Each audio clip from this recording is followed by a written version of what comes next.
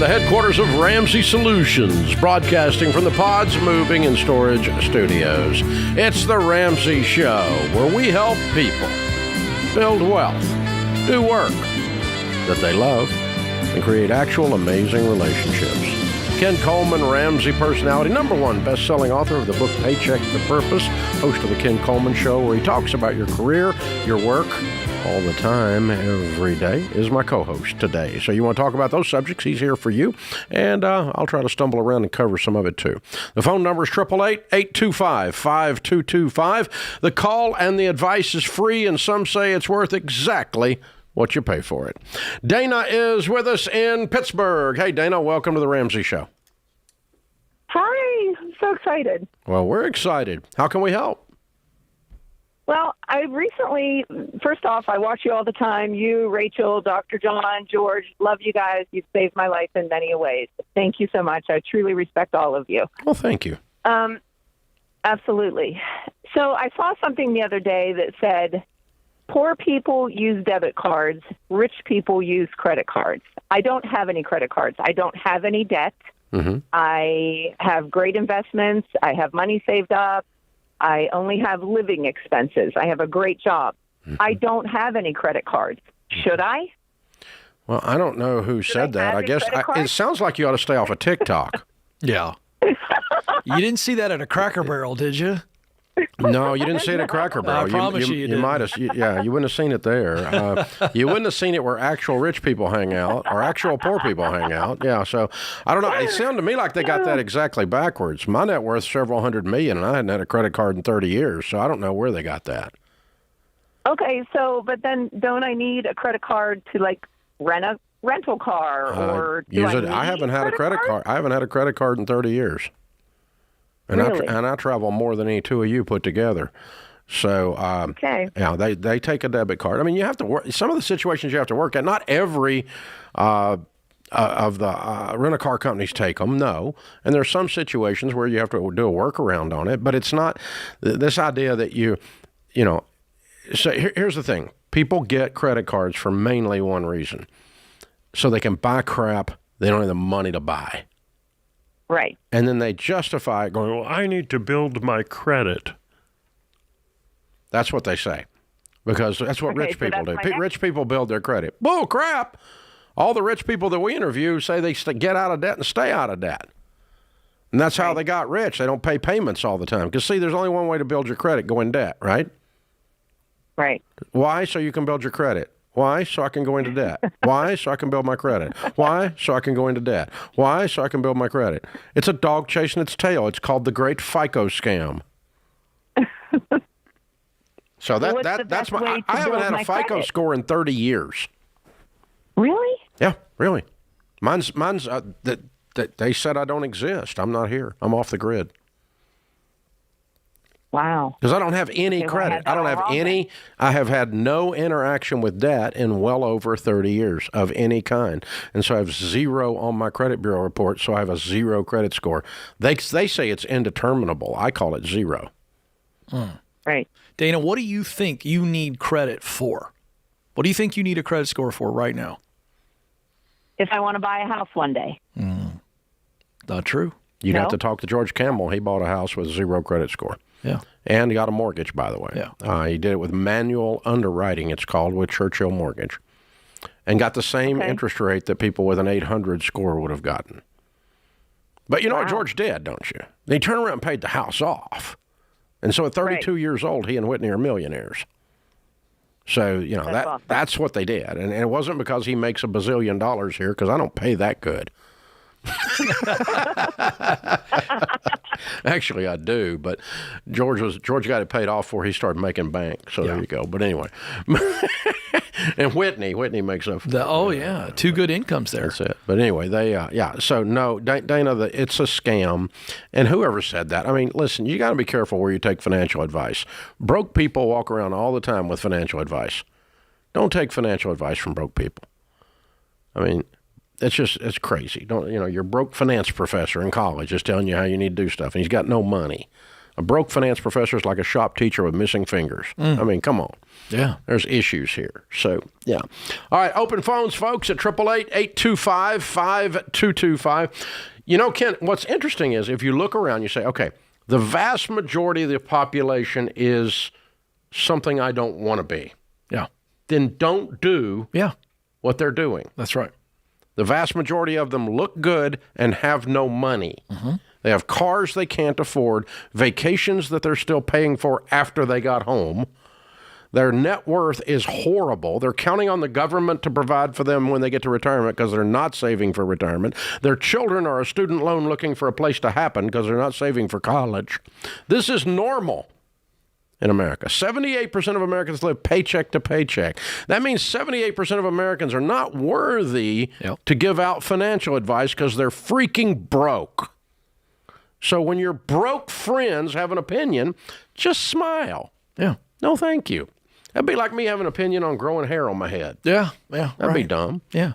I mean, there's none up there. Well, you could be an expert on what not to do.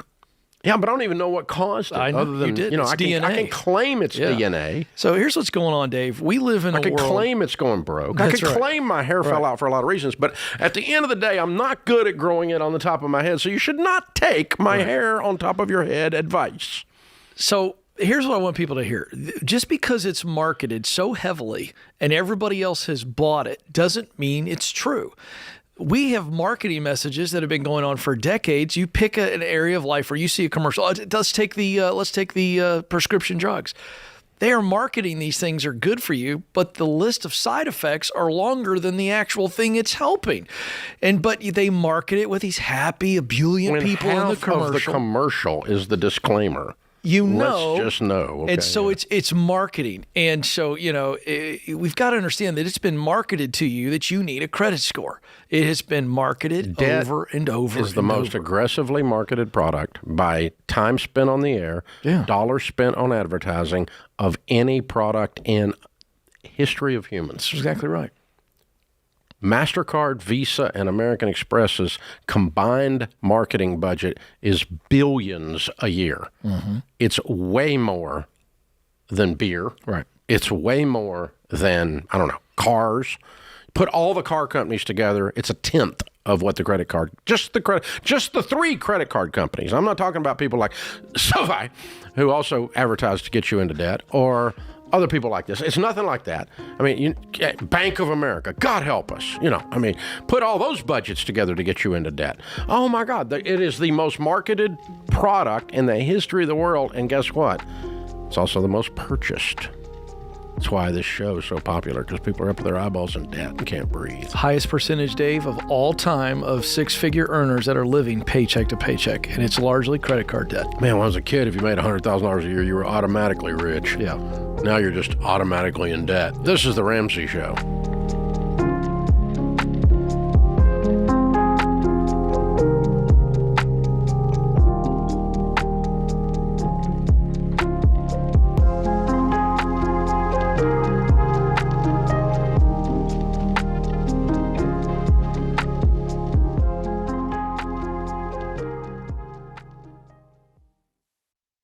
Well, you've all played the telephone game. The first person whispers a message to the second person, who whispers it to the third, and so on around the table until the original message has completely changed.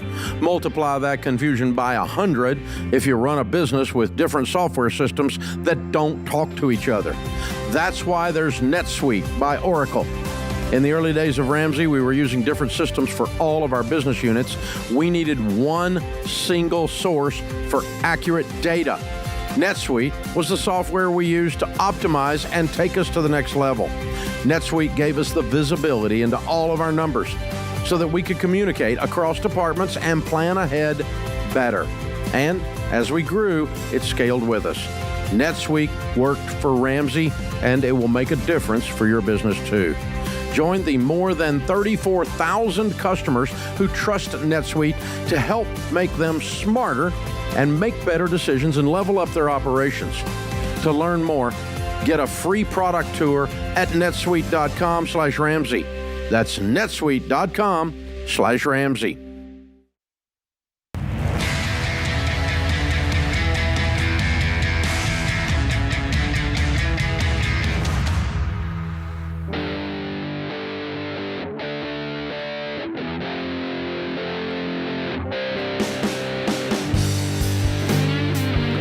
Ken Coleman, Ramsey Personality, is my co-host today. Olivia is in Indianapolis. Hi, Olivia. Welcome to the Ramsey Show. Hi, thank you for taking my call. Sure. What's up? So my husband is a software developer, and I'm a UX UI designer, and he works full-time. I mom full-time, and we are building this application on the side for a client, but we want to, turn it into a SaaS application, be able to take on more clients. And right now, his most recent proposal is that we just don't have time to, work on it, I guess. We have 3 kids and a house and a dog, and he's wanting to quit his full-time job and then get a part-time job and then devote the rest of his business hours to this application. And that kind of sounds terrifying to me. Yeah, I'm a little scared too. Scares me a little. What does he make now? He makes almost 100. Okay, and what's the client paying you for the side gig? Well, we've made around 15,000 or 16,000 total, but it's not going to be. If it's a closed application, I understand. If they're the only ones This is a using one-time it, we won't make application more. versus software as a service. I understand. So SAS, you said, would be correct? Yeah. So you want to launch it out there to other people on a subscription basis, and then constantly iterate it, constantly maintain it, and market it. Yeah. What does it do? It's an order management application. Okay. How are you going to market it? So we plan on introducing it at a conference for the particular industry that we're working for. There's one every year. It's usually in February or March. Okay. All right. So go get $200,000 worth of orders at that conference and then quit. What if we don't have a product that's good enough to convince anybody to? Then he doesn't pour quit. a pot of By that coffee point. and put the kids to bed and work. You know when Financial Peace was written? Financial Peace has sold 3.2 million copies. You know when it was written? Between 10 p.m. and 2 a.m. Yeah. at night when the kids were in bed and my wife was in bed. Yeah. Wah. Yeah. I mean, we've been doing that for 2 years now. Well, both of If you've been working on it for 2 years and you still don't have a market-worthy product, you got other issues. Shouldn't take 2 years to build something like this. Something's not adding up, Olivia. So the answer back to the primary question is no, he should not do this. This something's not working. You guys aren't working enough. Something's not adding up here. He certainly is not leaving his full-time job making $100K. He's got to work extra hours, burn the midnight oil, get up early. You guys got to figure this thing out. It's not ready. Let me tell you, 100% of the projects that I have in my head work. Not 100% of the projects that I have in my head when I put them out in the marketplace survive. As a matter of fact, only about 5% of them survive. 95% of my ideas suck. That's my ratio. And pretty much our ratio of failure around Ramsey, too, by the way. We try to not let them suck in ways that cause fatal failure. In other words, failure that takes us down because we bet the whole freaking farm on them. Walking out of a $100,000 a year job for something you wish would work, but you hadn't found time to work on and only made $15K on is not wisdom. Yeah. But do go do this, by the way. Go live the dream, but don't turn it into a nightmare. Yeah, I'm serious. We really Go get the product. when's the conference to sell it? When's the conference to sell it? February, end of February. Good. You got all kinds of time. Yeah. Sit down and say, all right, we're going to go. Everything we need Look, to do. we're going to go all in on the midnight oil. You're going to go all in on mommyhood, and you're not going to whine about your husband not doing something because he's working on the dadgum app. Okay? Yeah. For 9 months, y'all are going to go all in, and you're going to take it at the conference, and if it sucks and you can't sell it, all you lost was some sweat and some midnight oil. Yeah. But you need to be testing this, though, Olivia. You guys both have the brain power to do this. So the reason it isn't working, you guys can probably identify. We don't need to spend any time on that. But this needs to be tested before February. Yeah, you got to get your bugs. You got to get built. You got to get the bugs out so that you can. But you need a marketplace prove it, because right now the only place this is successful is in your mind. True, fully, yeah. I mean, Yeah, and that being you don't used quit for partially, that. You but don't quit not for entirely. that. You quit when you have Okay. some proof. You need social proof, meaning money. Yeah. When people pay you money for something, that's when you know it works. Until then, it's a freaking theory. This is a business. It ain't a hobby.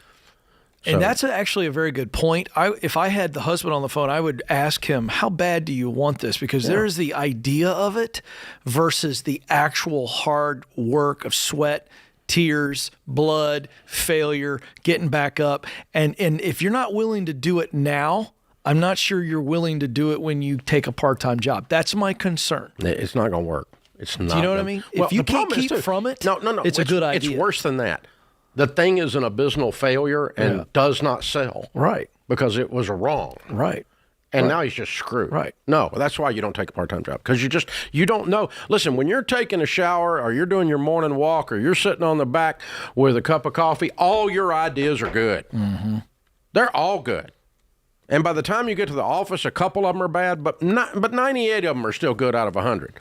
But when you put them out in the marketplace is going to look at you and go, you suck.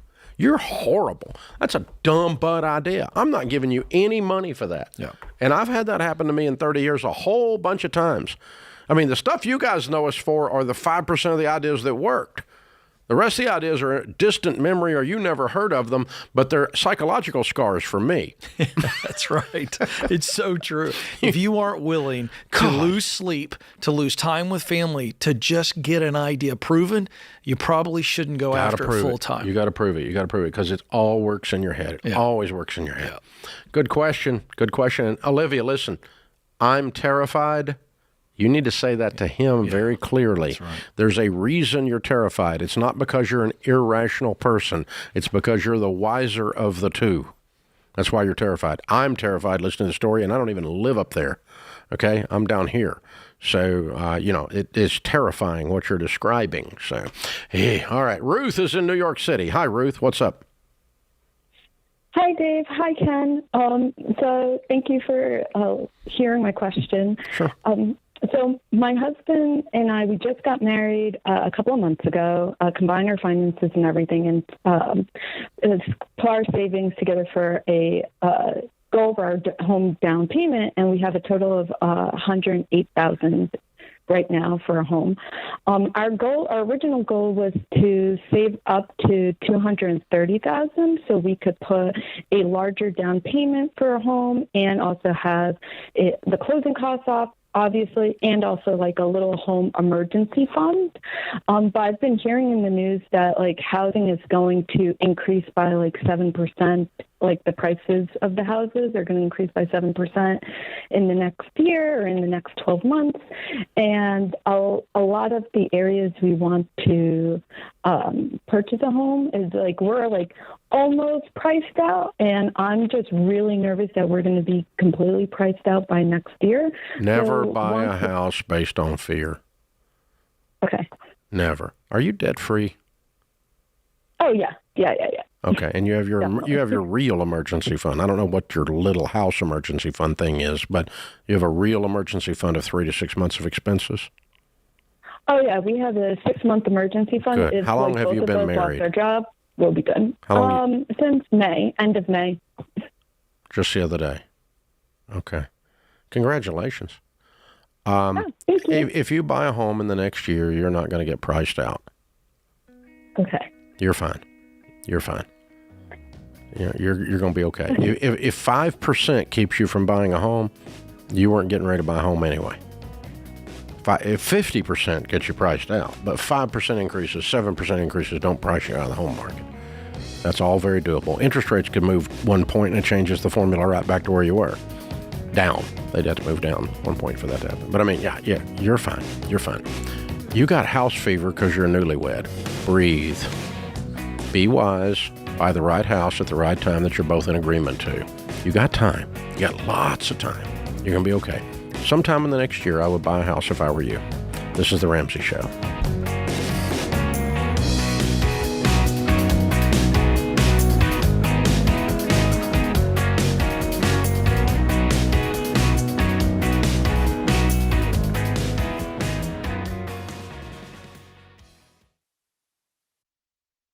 Hey, Dr. John Deloney here. I'm a huge fan of both meditation and prayer. And good mental health includes slowing down, gaining control of your thoughts, and plugging into something bigger than you. And Hallow makes it easy to start a daily practice of meditation, prayer, and finding peace. Hallow is the #1 Bible app in the world, and you can tailor content towards your faith tradition. From scripture readings and prayers to meditation and journaling, Hallow makes it easy to practice prayer, meditate, and build a deeper, more meaningful spiritual life and rediscover true peace. Go to hallow.com/Ramsey today to get 3 months of Hallow for free. That's hallow.com/Ramsey.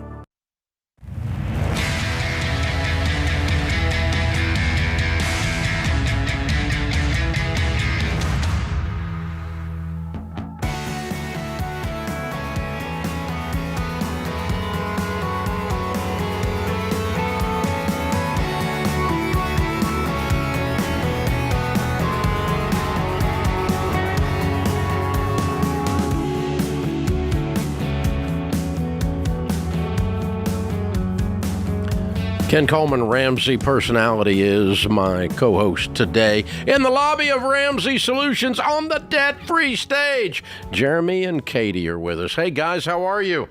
Hi, Dave. Hi, Ken. Welcome. Where do y'all live? Washington, Iowa. Oh, fun. Welcome to Nashville. Good to have you. Thanks for having us. Very cool. And how much debt have you paid off? $975,000. Whoa! How long did this take? 7.5 years. Wow. And your range of income during that time? We started around 180, and we're around 260 or so now. Wow. What do y'all do for a living? I'm an engineer and a hog farmer early in the morning. Mm-hmm. And I work for a hog company doing logistics for them. Okay. Wow. Look at you guys. Amazing. Great income. And $975 over 7.5 years. I'm guessing you might have paid off the house? We did. Yep, we paid off. Wow. Look at it, weird people. Love it. Yeah, we paid off the house and the hog building. Love it. What's all that worth? Oh, together $1 million. Okay. And then more. how much have you got in your nest egg? 250,000. So you're worth over $1.5 million then. We are. Congratulations. How old are you two? I'm 34. And I'm 32. You're amazing. Wow. That's Wow. unreal. And they just flashed a picture of the hog building up there. That's no little building. That's a monster. No. Yeah. How many square feet is that? Oh, I don't know. It holds 5,000 little pigs. I bet it does. That's a big building. Yeah. Wow. Congratulations. And that's what you do before you go to work? That's right. Yeah. Goodness gracious. Yeah, I pictured in my head, because one look at me, I know nothing about pigs, but, I pictured this pen. This is a massive building. How many people do you employ? Just myself. It's this guy. What? Get a little help occasionally. He's an but- engineer. He's got it all automated. Okay, now I'm really Little pigs curious. get fed automatically. Wow. Yeah. And then they're not little anymore. And that's the whole idea. It goes quick. Yeah. Yeah. I like it. All of What a sudden, I want bacon, Dave. We can hook you up. Got a little craving, do you, I Ken? did, yeah. I like it. Yeah. Congratulations. You guys are amazing. You work your butts off. We did, yeah. Yeah, and you still are. Yep. Yep. Yeah, wow. Amazing. Very, very cool. Okay, so tell us the story. What happened 7.5 years ago? How long y'all been married? 10 years. 10 years. 10 years. Okay, Yep. so a couple years into marriage, something changed. What happened? Yep. So back then, Jeremy drove about an hour to work, and I drove about 30 minutes. And our friend Vince from college hooked us onto the podcast and said, I think you guys would like this during your drive. And as we listened to the podcast, we thought, let's pay off the car. Let's see how that goes. And as we went, we had a couple credit cards that we paid off each month, but we thought, let's pay off the credit cards and cut them up. So we did that, and then we tested out doing the budget, and then from there is history. We just kept on going. So you tried a couple things. It didn't ruin your life. No, it didn't. And it kind of got better. And so you thought, I think we can do this. Yeah. Yep. Yep. You guys sound like an engineer, just kind of easing into stuff here. Yeah. Don't want to break something in the way. Yeah, you baby step the baby steps. So you're We like, did. I just want to try this. Yeah. So once you finally paid off the credit cards, that's when you were like, okay, let's try the budget, and the Yeah. budget changed the game. Yeah. And you guys got really process oriented. Yeah, the budget really changed how we handle our money, of course, but how we talked with each other and how we communicate and work together. It really changed things for us. We're both pretty conservative spenders, but we didn't really ever talk about anything. So once we got 4 months into the budget or so, it was just clicking right along. So what was the house debt versus the hog building debt? Yep. So we had about 320 or so on the house, and then the hog building was like 620. Yeah. Wow. So were you just pouring profits back into the building? More or less, yeah. Yeah. But once we paid the house off, especially. So right as we started this, we had just signed with our contractor to build our house. So we didn't have it yet. So our hog building is about 8 years old. And before that, Jeremy was waking up at about 2:30 in the morning to go chore because we lived about 20 minutes from there. And then he had to come back home and shower and go to his daytime job. My goodness. So we thought, we've got to build a house. We have to live closer to the hog building.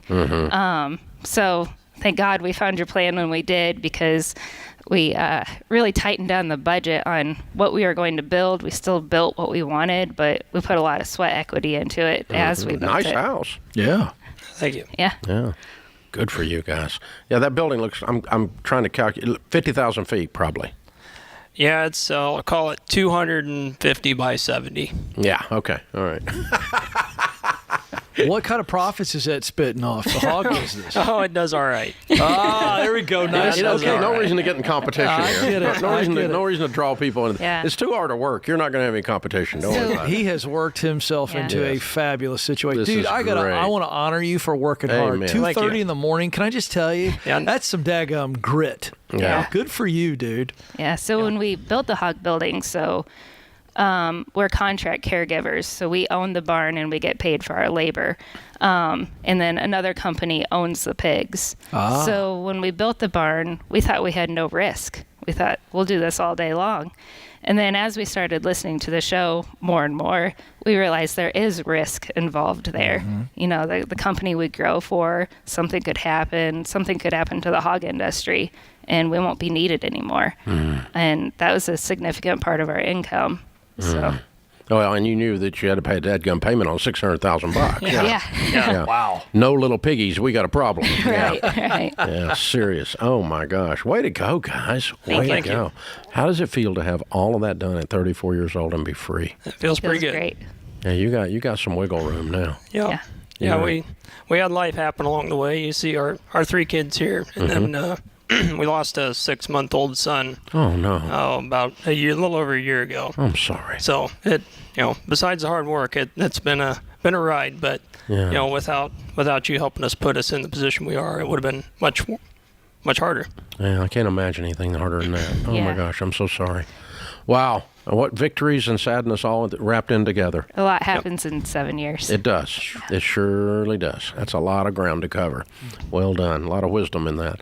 Now, when you look back, did you realize it was good? Was it easier than you thought it was going to be when you get to the end, or was it harder than you thought it was going to be when you got to the end? Between the two of us, it was easy. We knew what our plan was. But this is weird. I mean, when you're standing looking at it at first, it's like $900,000, right? Yeah. Okay. So when you got to the end and you went, oh my gosh, I got this, it's easy, but it was harder, or that's going to be really hard and it was easier? Which was it? At points, when we became the nerds and we did the math, we knew it was going to be easy. But then when real life happens and farm ground comes up for sale around us that we really want to buy, but we can't yet. We're not there. So those were the hard things. So the numbers, we're both numbers people, so that was easy. Yeah. The emotional side was the hard thing. Yeah. Good for you. Good for you. What do you tell people the key to getting out of debt is? I would say, you got to work together. If you're not working together, it's not going to work.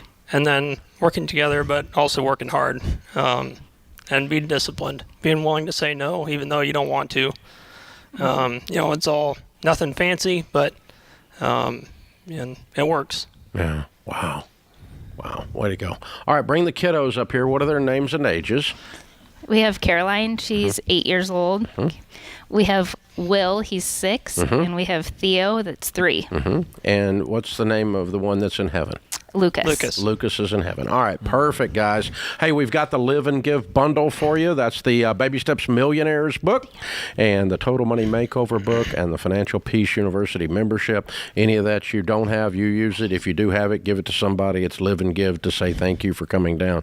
You guys are an amazing power couple. Yeah. Thank you. And these kids have no idea about their mom and dad and how special they are, but they will someday when they look back and they go, oh, man, paid off the hog barn by working 2:30 in the morning, you know. They'll talk about you when they're grandparents. I like it. Well done, you guys. Very, very well done. All right, Jeremy and Katie and team from Washington, Iowa. $975,000 paid off. Baby Steps Millionaires in 7.5 years, making 180 to 260. Count it down. Let's hear a debt-free scream. 3, 2, 1. We're debt free. Yeah! Wow. What a story. Amazing. This is The Ramsey Show.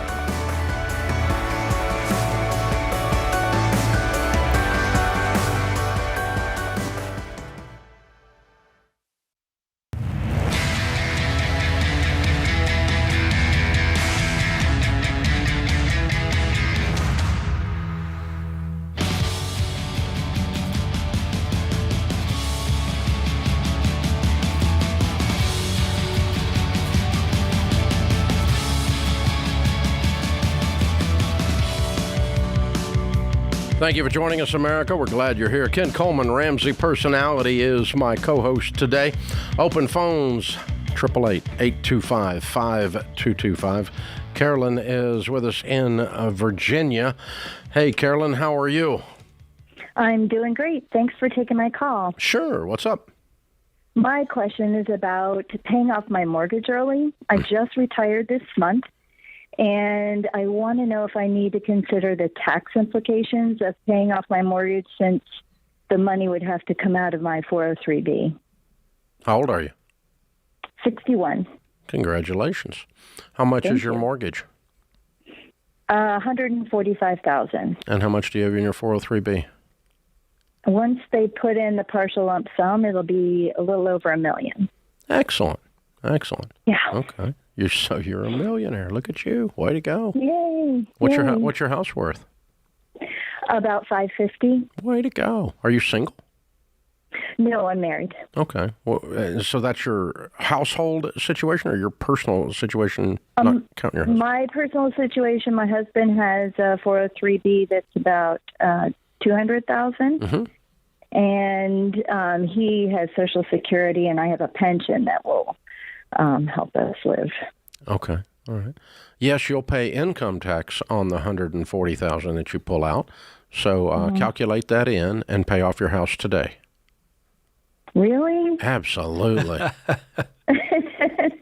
I'm just worried about how much. I think it's going to put me in the next tax bracket. That doesn't matter. Whoop-de-doop-de for 1 year. Zippy. Okay. It's not much money. So the deal is this, okay? It doesn't. The way we can tell to do this is if we're wrong, it doesn't matter. You're still in great shape. Okay. If you told me you had $250,000 to your name, that was your whole nest egg for your whole family, and I was going to clean out, I don't know, 200 of the 250 to pay this house off, I would have pause on that because I don't want to get you down to no money. But It doesn't matter that my mortgage is done such a good job. Thank you. It doesn't matter that the mortgage is only at 2% or anything. Doesn't matter. Nope, doesn't matter. Okay. Because you want to be free. That's why you've worked this hard. I really do. If the mortgage being at 2% mattered, you would have borrowed another $400,000 back when it was at 2%, but you didn't go further into debt because it was so wise to have a 2% mortgage. Right? And same applies. Just because it's smaller doesn't mean no, we're not keeping it. It's not a pet. It's kind of it's not as ugly as other pets, but we're going to keep it. No. It's still ugly. Okay. Yeah, it's still all good. right. Yeah, because think about what you're going. I mean, if it was paid off, and you had instead of $1 million, you had I don't know, what do you have, 800,000 in there. Okay. Mm-hmm. And you wouldn't go borrow money to put it in investments. No. Mm-mm. Yeah, same thing. Even if you could borrow All right. even if you could borrow it at 2%, so you're free. You're free. You're free. You did so good. Thank you. Hey, how much of your? Well, I know it's in 403B, so you didn't inherit this money. No, I didn't inherit any money. No, this is all just. What'd you do for a living? Did you retire? I was an educator in a public school. I was a principal of a elementary school. There it is. Yep. There it is. Hey, well done. Love it. Congratulations. I'm so proud of you. Okay, by the way, number one career field for millionaires in the largest millionaire study ever done by Ramsey, engineers. Hog farm guy. Yep. Okay, engineer. Yep. Number three, teachers. Yep. Carolyn. Okay, I mean, come on. And teachers can't be millionaires. Well, you just probably ought to call Carolyn up and tell her that then. Oh, my gosh. Apparently you can be. Apparently somebody did it. So there you go. Teachers, number three. Number two, accountants. Number four, business executives. Number five, lawyers. Doctors, MDs didn't even make the top five. They're notoriously stupid with money. It's like a stereotype. They're like music people or something. I'll tell you what the truth is. The truth is docs are like music people. The music people in Nashville that I know, there's one of two types.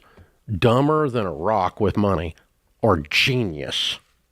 They don't really. There's no middle ground, and I find the same thing with MDs. The MDs, they're really smart with money, or they're just arrogant and stupid. It's just nuts. And I'm a broke doctor. Yeah, you are. You worked your whole stinking life to be a doctor, and then you're broke. Yeah, because you get off and they apply their. Oh, well, anyway. Yeah, way to go! Yeah, this flies in the face of the notion that the American dream is dead, that you can't get ahead. This is just a woman and her husband who they just lived on less than they made. They lived like no one else, and now she's going to live and give like no one else. And it's just, I love these stories because you don't see this in the news. You don't see this data point. $600,000 paid for house now. Right. $800,000 in her. Now, 403B. He's got $250,000, so they got $1 million in cash. That's right. And a $600,000 paid for house. That we know of, their net worth is 1.6. That's right. That we know of, 61 years old. And doing just fine. Thank you very much. Doing just good. It's better than not. $1 million is not enough. Yeah, but it's more than you got. So maybe you ought to go get it and then talk about whether it's enough or not. Yeah. Everybody's got a dadgum opinion about something they've never done, right? You never ridden a bicycle. You should not criticize bicycles. I mean, come on. This is do something and then talk about it. You just said something beautiful. Go get it is what you said. People want it given to them. They want the higher salary. They want all the stuff given to them, but they can't manage it when they do get it given to them. These are people, these everyday millionaires, baby steps millionaires. They are the people that go get it. They get it. But she didn't. It wasn't like some big. No. It was like steady. The tortoise, not the hare. Tortoise, not the hare. Jamie is in Washington State. Hi, Jamie. Welcome to the Ramsey Show. Hi, Ken and Dave. My question is my husband and I are expecting to receive over $1 million in a buyout situation, and we're not sure what we should do, if we should take it in one Party! I wish, but I'm not that type. I'm kidding. I just couldn't resist. I was like, I'm not sure what you could do. I think I can find something. Okay. Wow, what happened? Was he hurt or something? What happened? No, my husband was involved. He had a partnership in a business, and they decided to buy him out. Oh, cool. That's awesome. Okay. So you got $1 million, and you're trying to decide what to do with that. Correct. And we owe $390 on our mortgage, and that's our only debt. Okay. And our nest egg is $225, around that. Okay. Well, then we got $600 left because we just paid off the house. Okay. Now what are we going to do? How old is he? He's 41. Awesome. What's he going to do now? We don't know. We kind of feel like the options are open. Yeah, like infinite. Yeah. I got $600K to play with. Yeah, let's go do something. We're not interested in maybe staying in Washington. But interest rates, we're concerned to move. Yeah. Yeah. Well, you don't have an interest rate if you have a paid-for house. My interest rate's 0 because I don't have one. Correct. And yours is too now. So what's your house for? So where are you moving? We would like to go back to Idaho, where we're from. Well, you can buy a house for cash in Idaho. They'll let you do that. Okay. Sell the house you got. Sell the house you got, and put some cash with it, and buy you a house for cash in Idaho. Now, what's he? You don't know what he's going to do for a living yet. Yeah, no, not yet. Okay. All right. What, should we take it in one lump sum, or Yeah, sure. should we be concerned about taxes? Yeah, they don't want him around. I'd get my money away from them. Okay, They might screw this thing up and not be able to pay him later. correct. Yeah. Okay. Whoa! I just hit a nerve. Yeah. Correct. Yeah. Get your money now. Yeah. You're gonna have a little tax on it, but oh well. Such happens when somebody gives you $1 million, but not gives you, but you earned $1 million. And pay your house, pay cash for the house is step one. Step two is develop a game plan, because he does need something to go to, not just from. Yeah.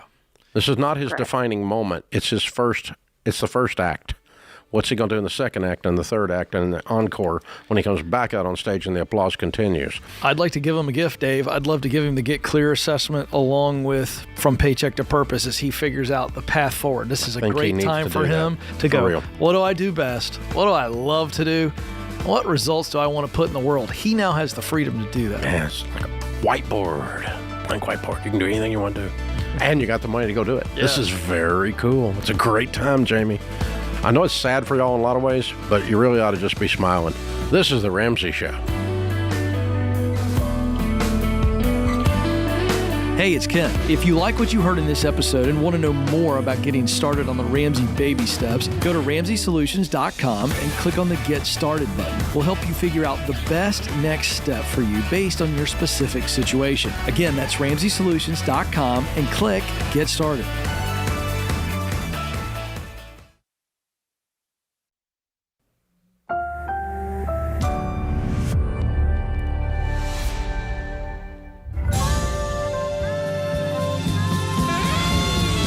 Live from the headquarters of Ramsey Solutions, broadcasting from the Pods Moving and Storage Studios. It's The Ramsey Show, where we help people build wealth, do work that they love, and create actual and amazing relationships. Ken Coleman, Ramsey personality, host of The Ken Coleman Show, #1 best-selling author of the book Paycheck to Purpose, Career and Jobs, Work Expert.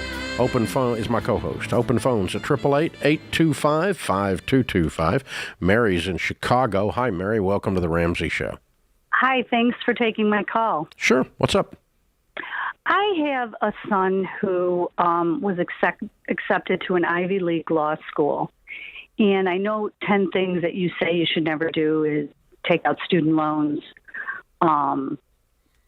to go to school. And we paid for all of his undergrad, everything. We'd saved through a 529-24 plan. And good. Way to go. Yeah, he's taking out quite a large sum of money, about $170,000 for 3 years. He did get $90,000 worth of scholarships, but I just am really nervous about that. I mean, that's a lot of money.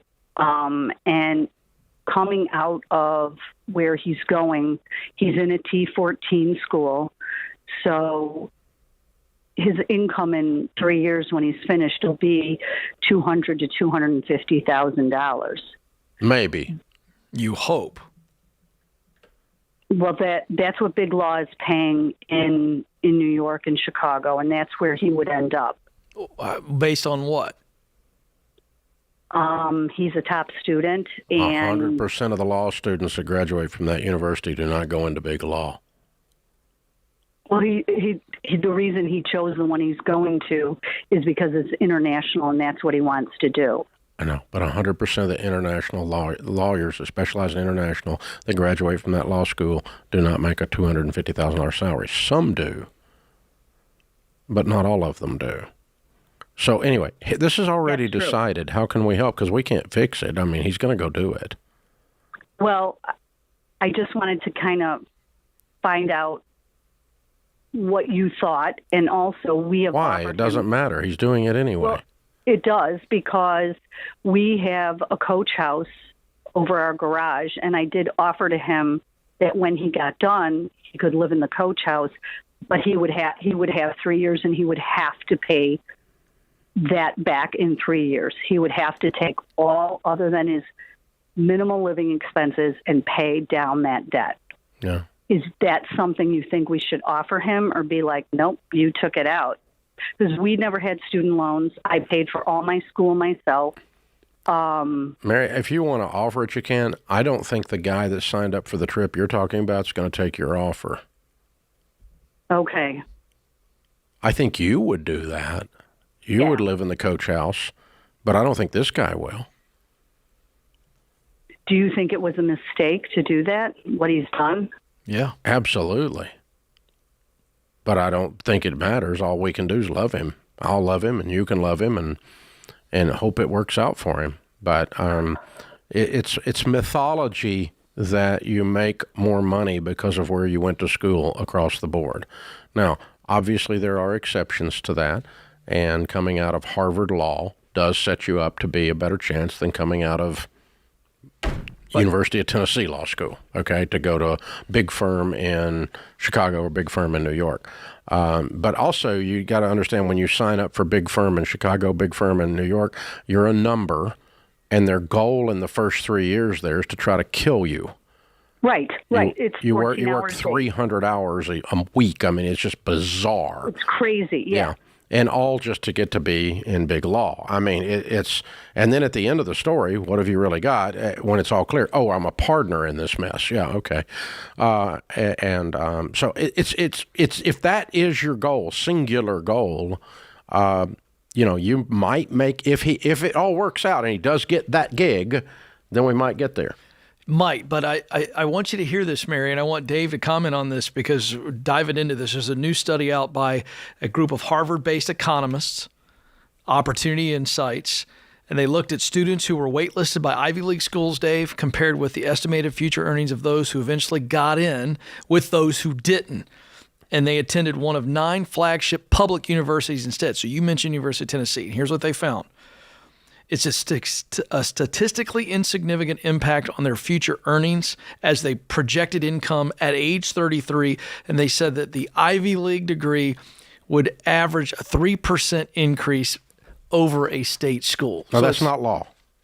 It's not law, but they're talking about. In general, an Ivy League degree. But law would 100%. Yeah. I can tell you that in business, it doesn't make spit difference. 78% of the Fortune 500s of the Fortune 500 CEOs graduated from state school. They didn't go to MIT, they didn't go to Wharton, and they didn't go to Harvard, and they didn't go to Yale. Okay, and they didn't go to Vanderbilt. And so the idea that you make more in business is laughable. Now, in law, there is a nuance that you probably can get in there. She's talking about big law. She's correct about that. And this is the pitch but the problem is he still has to get in. Just because he had the degree from Harvard doesn't get him in. He's got to graduate. Well, but he's got to graduate in the top of his class. You know how competitive it is? He's got to graduate. He's in. He's got the degree. He's got the entrance. Right. And he's written the check. It's a done deal. So, Mary, just coach him and tell him, hey, we love you, and we're going to be here for you, even if we don't agree with your decisions. And we hope it works out for you the way you think it's going to. But I'm worried for you, and I'll be praying for you, honey. Yeah. Because I will. I'm not mad at him, and I'm not mad at you folk out there.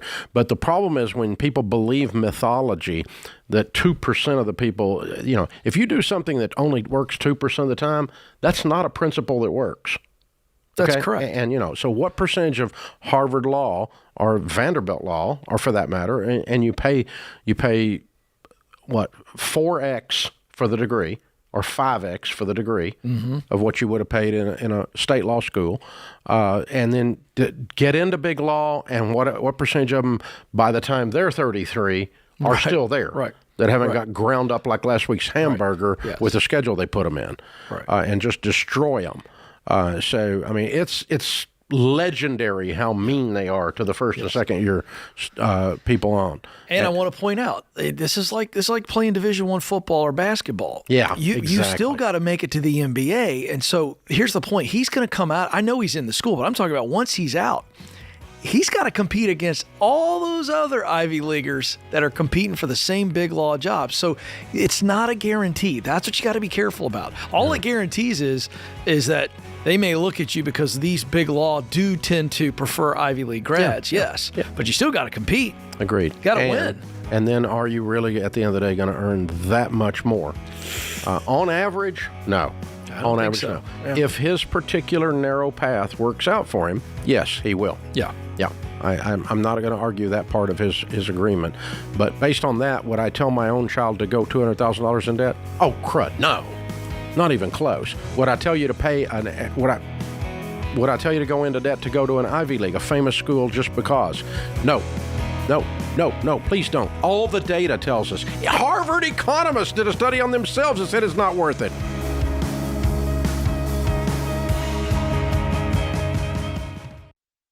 It's a competitive home buying market, but there's a way you can get an edge. Churchill Mortgage works with you to understand your budget and your goals.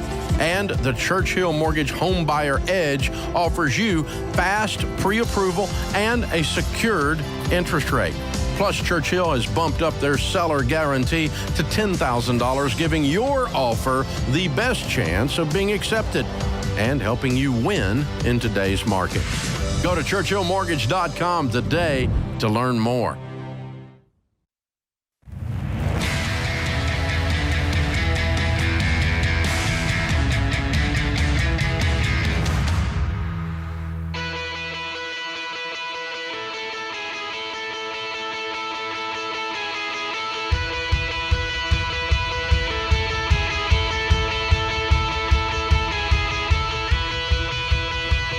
Ken Coleman, Ramsey Personality, is my co-host today. Open phones at 888-825-5225. I just feel the need to circle back for a second.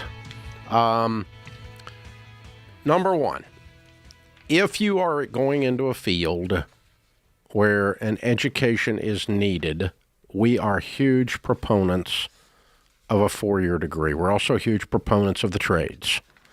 There's lots of guys that are welders that are making $120,000 a year, while people with a master's degree in social work are making $38,000. So let's just keep in mind what you're going to earn when you go get a degree.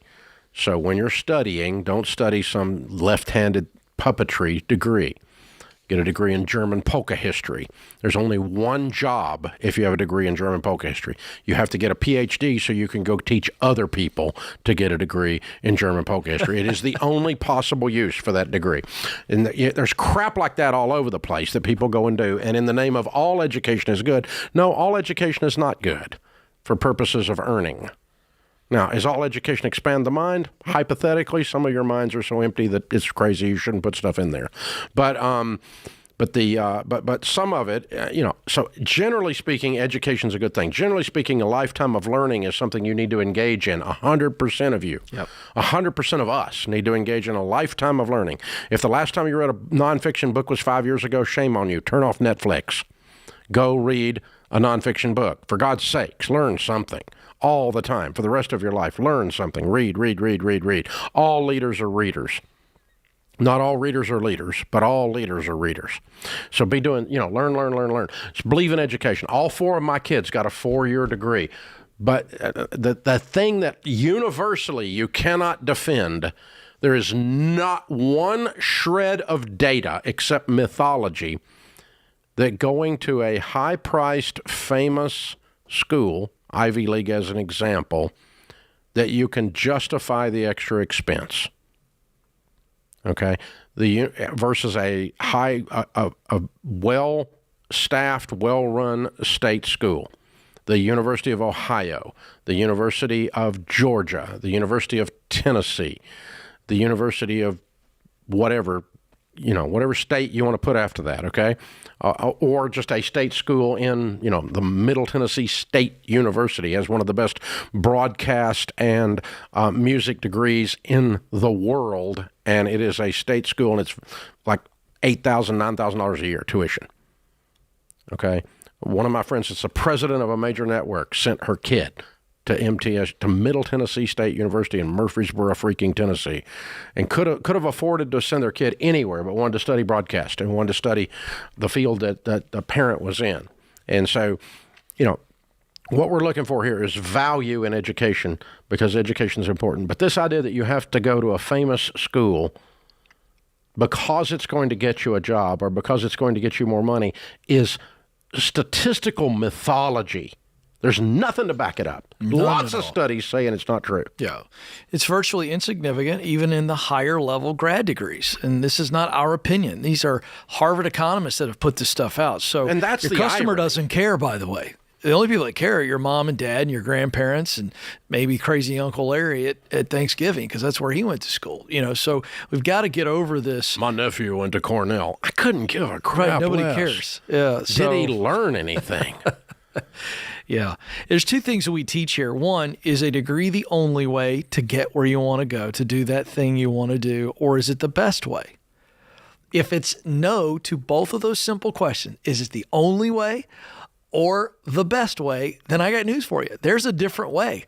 And increasingly in 2023, it's a whole lot less expensive and a whole lot less time consuming. And that's the reality of the world we live in, and it's only continuing to shift that direction. Yeah. So we're pro-education. Absolutely. It just doesn't always require a degree. We're not pro-mythology. Yeah. And it doesn't require a degree to be successful. You are not more likely to be successful by going to one of those famous schools. Yeah. It just isn't there. There's no data. Again, Wall Street Journal did a full survey. 78%, that's 8 out of 10 of the CEOs of Fortune 500 companies, the top 500 companies on the stock market, graduated from state schools. You know what, though, Dave? That's statistically significant. Hello. I realized just a second ago that you are more likely, if you go to one of those big name schools, you are more likely to be broke. I shared a story on the Ken Coleman Show just a couple weeks ago of a guy who went to Columbia. Okay, film school. Oh, $340,000 because he went undergrad and he got a graduate level degree. He's in Hollywood making $65,000 right now, and he was quoted in the Wall Street Journal saying, I could have got this job without either the 4-year degree or the master's degree. Well, he's exactly right. He could have, yeah. And so now that's the film industry. So it's not apples to apples in every industry. You got to have a grad degree for medicine, for science, a lot of your science jobs, and and obviously all medical jobs. But there's a guy who regrets it, and he got this prestigious degree, and he still had to start at the bottom. Well, if you want to get a business degree at Vanderbilt University in our town here, the Southern Ivy League, if you will, sure, it's $70,000 a year. University of Tennessee is $12,000 a year. So we're saying 6 times, is that degree 6 times more valuable at Vanderbilt than it is at the University of Tennessee? I'm 100% sure it's not, because I graduated from the University of Tennessee, and people that graduate from Vanderbilt work for me. Oh, by the way, football team's better at UT. Well, football, that's it. But yeah, I mean, it's just. I just had to throw that in. I know. It has nothing to do with what we're talking about. Absolutely nothing. Don't pick your school on your football either. Don't do that. I'm going, please, God, don't go to school. That's a very good point. A school because they have a good football. Which, by the way, a lot of kids are doing that. The party scene. Yes. It's always rated and everything. It's just all this garbage, man. So whether it has a lazy river, there's schools that have a lazy river that you can coast down. You can float down a lazy river at a university. This is how asinine this whole process has become. And this is why we have a student loan debt problem of trillions of dollars, because Congress continues to make loans to people who want to go to the lazy river. There you go. Open phones at 888-825-5225. See if we can squeeze this one in. Our question of the day is brought to you by Neighborly, your hub for home services. Neighborly's nationwide network of locally owned home service pros like Molly Maid, Mr. Reuter Plumbing, and 5-Star Painting takes the stress out of home repairs, maintenance, and improvements. Visit neighborly.com to schedule a service today. Great company. Today's question comes from Tony in Massachusetts. I recently applied for a job that I'm extremely qualified for and thought I had a serious shot at getting the interview. Never got a call, and I'm growing a little discouraged.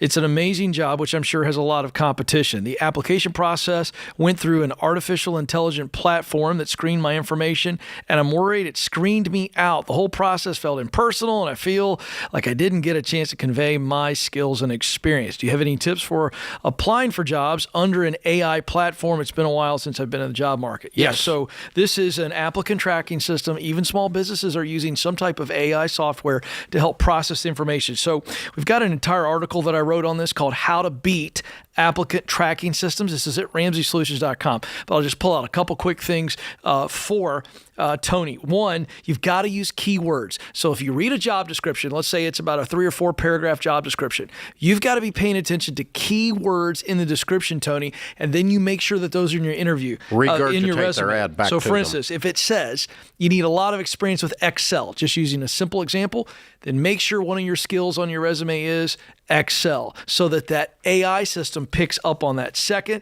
make sure that you edit every resume to be custom for the job. A lot of people are doing a cut and paste and putting out multiple resumes, multiple jobs. That'll get you flagged. And then third, don't apply for too many roles at one company. One role, maybe 2 max. Don't do 6 or 7. Sometimes that'll get you kicked out as well. But again, more details in this article. We go into great detail. Most important, find somebody you know inside the company and circumvent this whole thing using proximity principle. Well, we wrote an entire book called The Proximity Principle that says that's more important you than need all to that. know somebody in the company or know somebody that knows somebody so that they take your resume, old school style, past AI, put it and on go, the hiring look manager's at this goob. desk. He's a good goob. Well, we don't want him saying, look at this goob, but That's you get okay. the point. He's a good one. He's a good goob. A good goob. Yeah. All right. Use proximity principle. Get the book. That is the answer to circumvent anything that has technology problems. This is the Ramsey Show.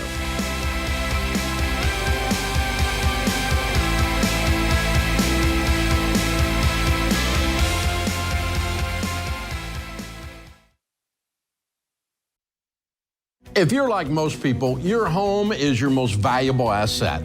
And when you want to make improvements, it can feel like everything costs too much or takes too long. But something as simple as custom window coverings from Blinds.com can completely change your space and add value to your home. We've recommended Blinds.com for over a decade, so you know you can trust them. From blinds, drapes, and shutters to motorized shades, they make it easy and affordable to upgrade your entire home, and their team is ready to help with everything from design consultation to measuring and installation. Plus, there are never any misleading quotes or hidden fees. Everything's backed by their 100% satisfaction guarantee, and shipping is always free. See why Blinds.com is the #1 online retailer of custom window coverings. Visit Blinds.com to save up to 40% off everything site-wide. Go to Blinds.com for more information.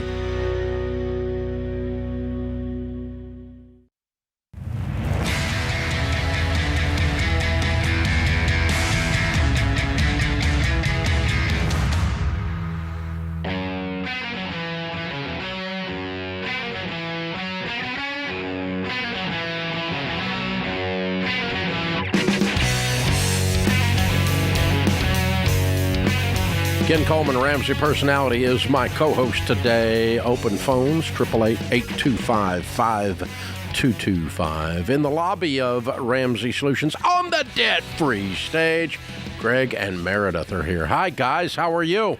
Doing well. How are you doing? Better than we deserve. Welcome. Good to have you. Where do you guys live?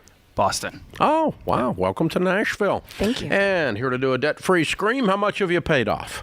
$425. All right. How long did this take? 5 years. Good deal. And your range of income during that time? $230 to $430. Excellent. Wow, nice jump. Yeah. Very good. What do you guys do for a living? I'm an attorney. Mm-hmm. And I'm in sales in the HVAC industry. Awesome. Yeah. I hope you didn't go to Harvard after we just did all that. I did not. Okay, good. We were talking about it, though. Man, after we did all that, that would have been the irony of ironies, wouldn't it? Yeah. I went all the way to Nashville to do my debt-free scream. I'm freaking from Boston. And yeah, that would have been great. Yeah. I'm glad. I'm glad it worked out, though. Good. Hey, what kind of debt was the $425? All student loans. All student Every loans. dollar. Every bit of it. So, attorney to law school. Yep. And yours as well? Private school for me, yeah. Private school. Good. Okay, cool. Good for you guys. What do you do for a living? An attorney, you said, and you said you're doing what? I'm in sales and HVAC. Sales and HVAC. Yeah. Excellent. Good. Okay. So how long you been married? It's almost 6 years this year. Yeah. So right after you get married, something you say, okay, we're gonna plow into the student loans. Tell me the story. Well, you were on the Ben Shapiro show, and I'd never heard of you before. No idea anything about any of this. Was that 5 years ago? About that, yeah. Oh, almost my 6. gosh. Yeah. So kind of got the idea of, this guy makes sense. Started listening to your podcast. Started subtly playing it at home when Meredith was in the room. And I know that I don't make the decision. I get Meredith to make the decision when I want it to be made. You should write a marriage book. Yeah, He's if in she sales. likes the idea in advance, He's in then sales. we do what I'm hoping we're gonna do. So, Wow. yeah, it did lead to the only, I would say, argument in our entire marriage. Wow. Yes. I wanted to go from baby step 1 straight into 2 and take what was already a done baby step 3 and drop it down to baby step 1. Mhm. So I wanted to put every dollar that we had, You wanted to follow the minus system. $1,000 exactly, into our student loans. Mm-hmm. But knowing that we were going to do 5 years, we compromised and we did her plan. Okay. So you did it anyway. Yes. Good. Okay. Yeah. Well, you make a great income, and you both were in agreement ultimately and got after it. Yep. Yep. Okay. Exactly. Very cool. Congratulations. Thank you. So when you got $425,000 worth of student loans, that's a Mount Everest. Yes. And you get married, and you're looking up, and you're going, "Holy crap! This just got real." Yeah. Takes your stomach and does knots. Yeah. Oh, yeah. Yeah. So was the 5 years easier or harder than you thought it was going to be? Once we made the plan, I think it was a lot easier than we thought it was going to be. Yeah. It didn't seem as insurmountable as once we actually just got started because we were on the same track the whole time. Looking down from the top of the mountain down is much easier than looking at the bottom going up. Yeah. Absolutely. But when you get up there, you're like, "Dadgum, this was a harder climb than I thought it was going to be." Right. Or, "Wow, I thought this was going to be horrible, and we just did it." So you never know which way it comes out. Would not do again, but No, no, I'm not signing up for this no trip repeats. again. No. This is not. It's not my definition of vacation. No. We did have the advantage too because Meredith's income was enough that we were able to live on no problem. So we were able to just take my entire income and throw it at it. So we did Dave-ish for a little while, and I know that's the story a lot of times, but basically we were able to take what she was already making, live only on that, and then say, okay, anything that's left, anything that's my income, and then anything extra we can get out of hers, we're just going to throw it straight at it. My observation is that when things start working, people start sacrificing deeper. Absolutely. Once they get hooked in, generally. That doesn't always happen. Yeah, because I'm curious, when in the 5-year journey does the income bump significantly, or was it gradual? it was pretty gradual. When I got a promotion from associate to senior associate, that was a very large bump, and that helped a lot. And we were able to throw my extra income into the student loans, and that's what really propelled us this last little bit. Nice. And a good chunk of my income is commission, so I also got better commissions over time. So what kind of sacrifices did you guys make on this journey? Waiting for children. Yes. Oh, my. We're not waiting anymore. There you go. I love it. Congratulations. Congratulations. Thank you. Very fun.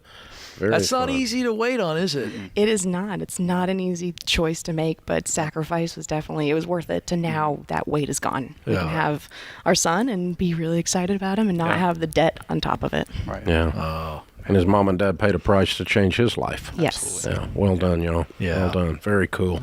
Good for you. I'm proud of you. Who was cheering you on along the way? Everyone. Everyone, yeah. Everybody definitely. was for you. Parents in particular. A lot of people were kind of skeptical of the concept, but once we told them how close we were, and especially when we did pay everything off, it's amazing when you how do many it, people everybody's support on. you. Yeah, you guys. Yeah, I knew you could do that. Yeah. That's funny. Yeah. Yeah, it's hindsight's 20/20 for these people. Yeah. Of course. Yeah, good stuff. Well done, you guys. Very, very well done. What do you tell people the secret to getting out of debt is? Persistence, grit, and sacrifice. You can't have it all right exactly when you want it. Yeah. And that budget, the plan there's nothing like being able to look at it at the end of the month and say, oh, I've got, X number of $1,000 potentially to throw at my student loans this month. We always celebrate a little bit, have a drink or something, Yeah. Yeah. I mean, when you can throw $10,000 at a month at it, it's fantastic. It feels really good. Yeah. Yes. Yeah, even if it is a $400 and something thousand amount, we're going to get there. Okay, I see how this is going to work. Yeah. Right. Wow. How old are you two, and now what are you dreaming about? Now the baby boy's on the way. I mean, I want people to hear this. So how old are you, and then how does this change your dreams? So I'm 34. Okay. And I'm 33. Wow. Yep. And now we want a family. And, Right. I mean, that is the dream. So I'm actually going to be taking some time off work and being a mom for a couple of years. Yeah. Excellent. Moving to North Carolina where her parents are and oh, wow. changing the whole living situation, everything. I'm going to work from there, work from the house so that I get to spend as much time with their son as we can. Yeah, very cool. Very cool. See, Dave, I love hearing that because I want people that are new to this whole thing to realize they can do pretty much whatever they want. This is not just financial peace. It is professional freedom, personal freedom to make choices like this. Right. And it doesn't even faze you. No, the scariest thing for me is I just never lived outside of Boston. You're going to love North Carolina, Oh, it's man. fantastic. Oh, yeah. You're going to like the tax change, I promise you. Oh, Yes, sir. That's another raise. Yeah. Wow, that's going to change everything. Yeah. Congratulations, you two. You're amazing. I'm so proud of you. Thank well, you. very, very well done. Congrats. Hey, we've got the Live and Give box for you. It's the Baby Steps Millionaires book, because if you aren't one already, you will be soon. You're right on track. And the Total Money Makeover book as well, and the Financial Peace membership. If you've not been through the class, go ahead and go through it for the fun of it now, or teach it, or give it to somebody, whatever you want to do. It's all for you. So thank you guys so much for coming. We're so proud of you. Greg and Meredith, Boston, Mass, at least for now. If you live like no one else, later you can live wherever you want and give like no one else. $425,000 paid off in 5 years, making $230 to $430. Count it down. Let's hear a debt-free scream. 3, 2, 1. We're debt-free! Yeah! That is how it's done, ladies and gentlemen. Greg Wow. from deep down in his guts. Yes. That had some power to it. It did. Well, that's $425,000 worth of student loans gone. That'll get you excited right there. That's right. You get that. If Sally Mae is that big and she's in your house, you know when she leaves. Yeah, that's pretty amazing. That's good. Wow. Get the ugly woman out of my house. Yeah. Unbelievable. Yeah, and so, I mean, there's an example. We're talking about attorneys, we're talking about famous schools and all that. There's an example of someone went into law school debt and then said, I'm not living like this, and leaned in, and then made senior. Yeah. And as they made senior, and both had great incomes, and they worked their way through it. But, wow, pretty incredible. Yeah, I tell you now another they've part got of that. choices. Because I got to tell you, you come out and you're facing down the barrel of $425,000, and you just graduate, you pass the bar, you're married, and you look up, you have an oh crap moment. Sure. Here I stand at the bottom of this mountain, and I really don't have a choice. Yeah. Climbing it is mandatory. Yeah, that's right. The only question is how long the climb is going to take. Are you going to do it for 20 years? Or are you going to do it for 5 years? That's pretty incredible. They're amazing. What a sharp couple. Very cool. This is The Ramsey Show.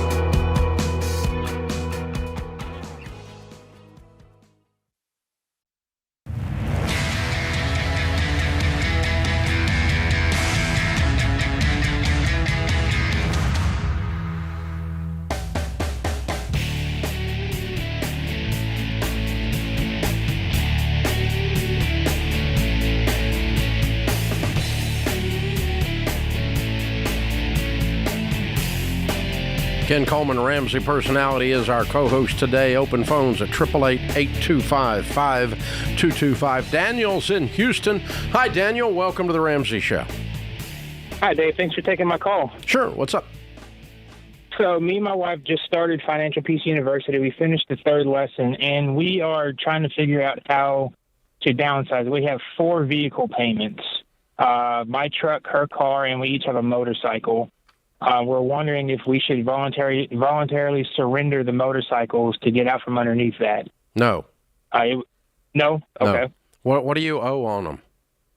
So I owe $25 on mine, and she owes $17 on hers. What's yours worth? Mine's worth about $17. What's hers worth? 11. Good God. What a mess. Yeah. What do you Yeah, make? and then What's your household income? I actually lost my job in March, and so we're living off of her salary. This is and my July. What do you do? I've been looking for jobs nonstop. I've had 7 interviews, and nothing's come from any of them. What do you do? I worked for T-Mobile for the past 8 years. I was a regional manager. Making what kind of money? And, about $100,000 a year. Doing what? You're regional manager of the whole, obviously, operations manager for the region, right? Yeah, I was over 25 locations. Okay. And you made $100,000 all. Huh, that's interesting. Yeah. Okay. And I want to circle back to that. Let's. What does she make? She makes about $88,000 a year. Good. She works for ExxonMobil. Okay. Let me answer this, and then I want to circle back to the motorcycles are not the problem; they're the symptom. So here's the problem with surrendering them. I want to surrender them as a last ditch effort. Matter of fact, I want them to actually come repo them. I don't even want to surrender them because if that motorcycle is worth 17, when they take it, they're going to sell it as a repo for 9. Oh, okay. And you're responsible for the difference, the deficit. Mm-hmm. So you control the hole that you're in if you sell it. Who's the loans with? They're through Harley Davidson. Okay. I would be Harley has run into this before. I would be talking to Harley a lot. Okay. Unless they're angry or mean on the phone, and then I just hang up on them. But I'd just be calling them, once a week and just giving them an update that you got laid off and we're about to get a job, and this sucks right now. We're going to work it out though. And I'd be talking to the local Harley dealer and going, "Hey, dude, can you get me out of these?" Okay. Okay. Is your credit messed up?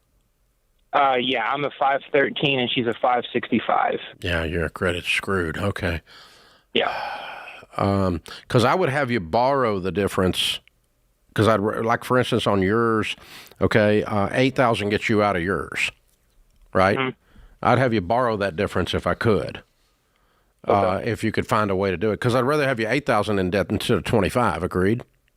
Agreed. Yeah. And so yeah, but that's the goal, is to get there or get you reemployed. All right, now let's circle back and work on the thing that caused all of this, which was the job thing, okay? Yeah, so you lose your job. Why'd you lose your job? Was it just layoffs, or was there something else going on? Layoffs. No, it was layoffs, yeah. Did you have any severance at all? I did. We caught up. We were behind on everything. We caught up with all that severance. Okay. And then, just kind of living on that. So are you applying? Why have you not gotten reemployed, do you think? I don't know. I've been applying for entry-level positions like to clean bathrooms, and I don't get a job. I've had my resume. T-Mobile gave us a service to professionally do my resume, so I had that done. Apparently, it's not magic. I've had 7 interviews, and some of them were up to the 3rd round of interviews, and then I got ghosted. But are you interviewing for positions that were similar to the T-Mobile position? I'm interviewing for absolutely anything right now. Okay. Like I said, I've applied to work at Buc-ee's to clean bathrooms or to serve food, and Buc-ee's ghosted you? Yep. Ghosted by Buc-ee's. That's like a book title. Yeah. Yeah. Yeah. This is tough. I don't know what's going on. I don't know if you're just not interviewing well, and that's not something that I can analyze right now, but you're going to have to start diving into your relationships, man. You know enough people to be able to get those people to vouch for you. You've got to get into these interviews where pretty much you just have to have a pulse, because they've heard so much good about you, and they from go, your okay, friends. If this guy's real through these relationships, if Daniel proves to be real, then we're hiring him. And that's what you're not doing. You just applying and getting in the interview process, you have no leg up on anybody else. And quite frankly, you're being outperformed in the interview process. Somehow or another. Somehow. I don't know how, and I don't want to, because that would be, I just don't know the answer. But you have got to change the odds in your favor. And the only way you're going to do that is people recommending you, really advocating for you, not just a loose recommendation, but someone going, I know Daniel, I'm going to open up the door here. You've got too much experience and too much skill set from that previous job and you weren't fired, you were laid off, there's no stain on you. But I'm going to say one other thing. You need to go get yourself a $25 an hour job, maybe Buc-ee's. 2, maybe 3. Listen, Buc-ee's is hiring gas station managers, the guys that pump managers for $100,000. I know. Yeah. So, but the point is, you got to go get paid right now. Like, there's no excuse for you not to be making money in a warehouse somewhere. You've got to be making money. By the way, managing a Buc-ee's gas station is like managing a Walmart. That's no small endeavor. Okay. So the anyway. Are you telling me you've been in a Buc-ee's? No, I'm just you just heard about this is a legendary thing. So anyway, let's stop. All right, now we're going to send you Ken's assessment to help you ascertain your career assessment. Okay, we're going to send it to you as a gift, free. We're going to send you a copy of his book. That's a quick read, or not a quick read. You should read it very fast, called The Proximity Principle, and this is what's going to get you in the door. We're also going to send you his #1 bestseller, big book, called Paycheck to Purpose. I want you to read and do the assessment, read both of those books within 72 hours of the time they hit your doorstep. It will change the way you do this. Then go to kencoleman.com and read everything on there about resumes, about letter writing, about getting the interview, and about what to do in the interview. Ken trains people on getting jobs. You will get a job within 3 weeks of doing these things. It will happen. Okay. He's the best in the world at this. That's why I've got him in here as a Ramsey personality. So we're going to give you all that free to help you. Now, stop on that. Sidestep. Next thing. What do you owe on the cars? On my truck, we owe $40,000, and on her car is $27,000. And what are they worth? My truck, I had a wreck on mine, so last time I was trying to trade it in, they appraised it for about 21, and hers was about 17. You guys you're in a mess with these vehicles. Yeah. Jeez. Okay. Yeah. Well, so when you are 5 years from today, when you get a good job, and you're making 100, and she's making 88, you're making 188, and you get these motorcycles up right side up and you sell them, and then you get these cars right side up and you sell them, and then you get into a couple paid-for vehicles, and you never buy anything else again that has a wheel or a motor unless you pay cash for it. You got that lesson, right? Yes. I mean, God's got a highlighter out, and he's highlighting this lesson for you. Mm-hmm. Yeah, I mean, I can see it clearly. I hope you can. Because the trick of doing something stupid, and I've done a lot of stupid stuff, Daniel, and y'all are vehicle stupid beyond belief. I've done a lot of stupid stuff. My goal when I do something stupid is not do the same stupid thing next time. If I'm going to do something stupid, it needs to be a new stupid thing. You follow me? Yes, sir. Yeah, and so that's your goal. No more vehicle stupid. You got yours completely out of the way in this chapter of your life. You got all your vehicle stupid done. Never do it again. Pay cash and buy conservative vehicles, or don't buy them. And because you got serious Jones for motors, man. It's pretty incredible. I know you because I'm the same way. So hang on. Austin's going to pick up. We're going to get you the career assessment. We're going to get you the proximity principle. And we're going to get you the Paycheck to Purpose book. And go to kencoleman.com. Tons of free stuff there. You can start reading that right now when you get off the phone. This is The Ramsey Show.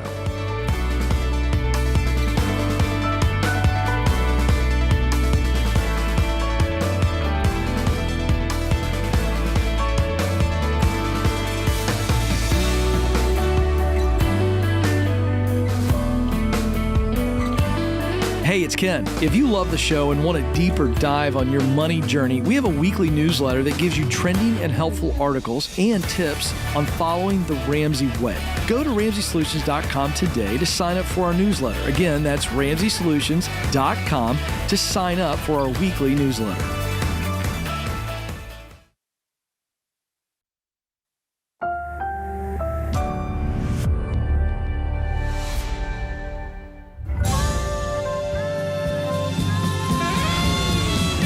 Live from the headquarters of Ramsey Solutions, broadcasting from the Pods Moving and Storage Studios. It's the Ramsey Show, where we help people build wealth, do work that they love, and create actual amazing relationships. Open phones at 888-825-5225. That's 888-825-5225. Ken Coleman, Ramsey personality, #1 best-selling author of the book Paycheck to Purpose, and host of The Ken Coleman Show, is my co-host. The first caller up this hour is Elizabeth. Hi, Elizabeth from New York City. How are you? Hi, Dave. Hi, Ken. How are you? Great. How can we help? Yes, hi. So currently I have about $134,000 in student loan debt. I am a single mom, and I've been following your show since 2020. And it's a pleasure being on the show. Well, we're honored to have you. What's your degree in? What's your degree in? Yes, for undergrad, I did international business. And then for my master's program, I did a dual master's in accounting and business analytics. And you did a dual master's in what? Say again? Accounting and business analytics. Oh, okay. So did you get your CPA?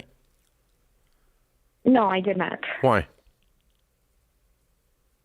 Because it's very time consuming, and I did work in the field.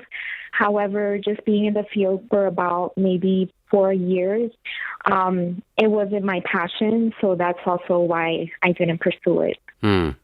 So what do you do now? What do you make? In IT finance. Okay. And what do you make? So I've been liking the IT finance. What do you make? No, what kind of money do you make? What do you get paid? Oh, yes, I get paid $115,000 annually. Okay. All right. Interesting. Okay.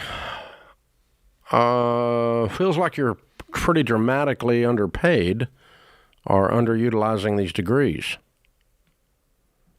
Feels like someone with a master's degree in accounting and a sidebar in analytics ought to be making almost double what you're making in New York City. Why do you feel like you're doing that? Am I wrong? Probably, yeah. You're right. Probably because I did switch industries. Mm-hmm. So that's a factor as well. Yeah. Mm-hmm. What were you making before? I was making $95,000 a year ago. You switched industries and went up, so that theory doesn't hold. Mm-hmm. What does a promotional path look like for you? Have you determined what that looks like and how long it'll take to get there? Within the next 5 years, hopefully I'll get up to a manager position. Definitely long-term director, but it's looking, a little difficult right now. How within much? The industry and how much of a bump would you get at that managerial level? I believe maybe 20,000. Okay. And are you happy in this type of work now that you made this pivot? I'm happier than what I was in before, for sure. The work-life balance is a lot easier. Okay. And how many kids have you got? I'm sorry, what was that? How many children do you have? 1. What age? She's about to be 9. Okay. Cool. Do you have a support system around you to the level that you could be getting some side hustle work with all those awesome degrees you have, the gig economy, the freelance opportunities that you have to significantly increase your income are pretty sizable, but do you have the time or bandwidth to do that? Yes, I do. You need to get busy with that. And you're not on a budget yet. Are you? Yes, so I've been pretty strict with myself. So since 2020, I paid off my car, which was about $25,000, and also I paid off another $25,000 on student loans. So originally, I had $160,000. Okay, and you're done, and so you're making progress, and at that rate, you'll be done in about 3 years. Yes. And anything you can do to add to that, income-wise, is going to speed the rate at which you get out of debt. Way to go. You're a warrior. Get after it. Yes, but I've been losing a little bit of momentum because it has been a little difficult, being a single mom and also being in New York City, and the rent is not that great in price. So while you paid off $60,000, that was exactly the same situation. Mm-hmm. Nothing changed, except you're just getting tired. A little bit, yes. Yeah. Okay. So are you from New York City? Yes, I grew up in New York City. Okay. Mm-hmm. So your support system is there. Your family's there. Yes, my family is here. Okay. Mm-hmm. All right. If you're going to stay there, this is the plan. The only other plan would be to move someplace cheaper and make the same money. Obviously, you can live in a different place with much lower rent than New York City. No kidding. And there are other cost of living facts, including taxes and so forth, you could save on as well. And if you could make the same money, it would be net a raise, right? But you would lose the support system and you'd be moving away from your roots, which you may not want to do. But if you don't want to do it, you got a 2 to 3 year path ahead of you, and you're going to be tired, but you have a $134,000 hole to clean up, and you've already cleaned up $50,000. I'm proud of you. I think you're doing better than you think you're doing. Thank you. I really appreciate that, Dave and Ken. It's been, a tough battle since 2020, so I just have to keep the momentum. Listen, hang in there. I want to encourage you. You're a mama bear, and I would never bet against any single mom who has done what you've already done, and you can see it's out there, but you can see the end of it. Think about where you've come from 9 years ago. Yeah. Mm-hmm. Oh my gosh. You're like a superhero. From where you were 9 years ago to where you are now. Yeah. I mean, you got a double master's. I mean, pretty incredible. You've got the skills to go do anything you want to do. I think you got the skills to make more than you're making. I agree. And especially in New York City. But I think you keep pushing on that. Keep working on your people skills as well as your analytics and your accounting skills. And keep looking for opportunities and keep scratching and clawing. But I'm with Ken. I don't bet against someone who's already done what you've already done. It's very, very impressive. Well played, well played. This is The Ramsey Show.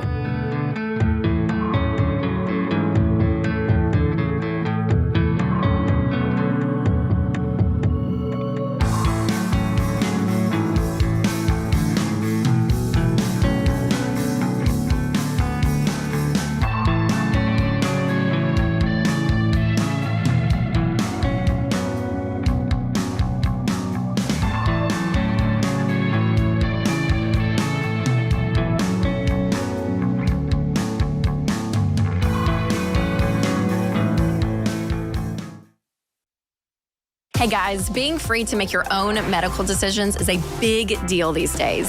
Christian Healthcare Ministries gives members the freedom to choose the doctors and providers they want without the frustration of worrying about networks and with no waiting period to join. It's a membership-based nonprofit ministry where hundreds of thousands of Christians share funds to pay for and pray for each other's medical bills. For over 40 years, CHM has helped families living across all 50 states. So see if CHM could be right for your family. Check out more today at chministries.org/budget.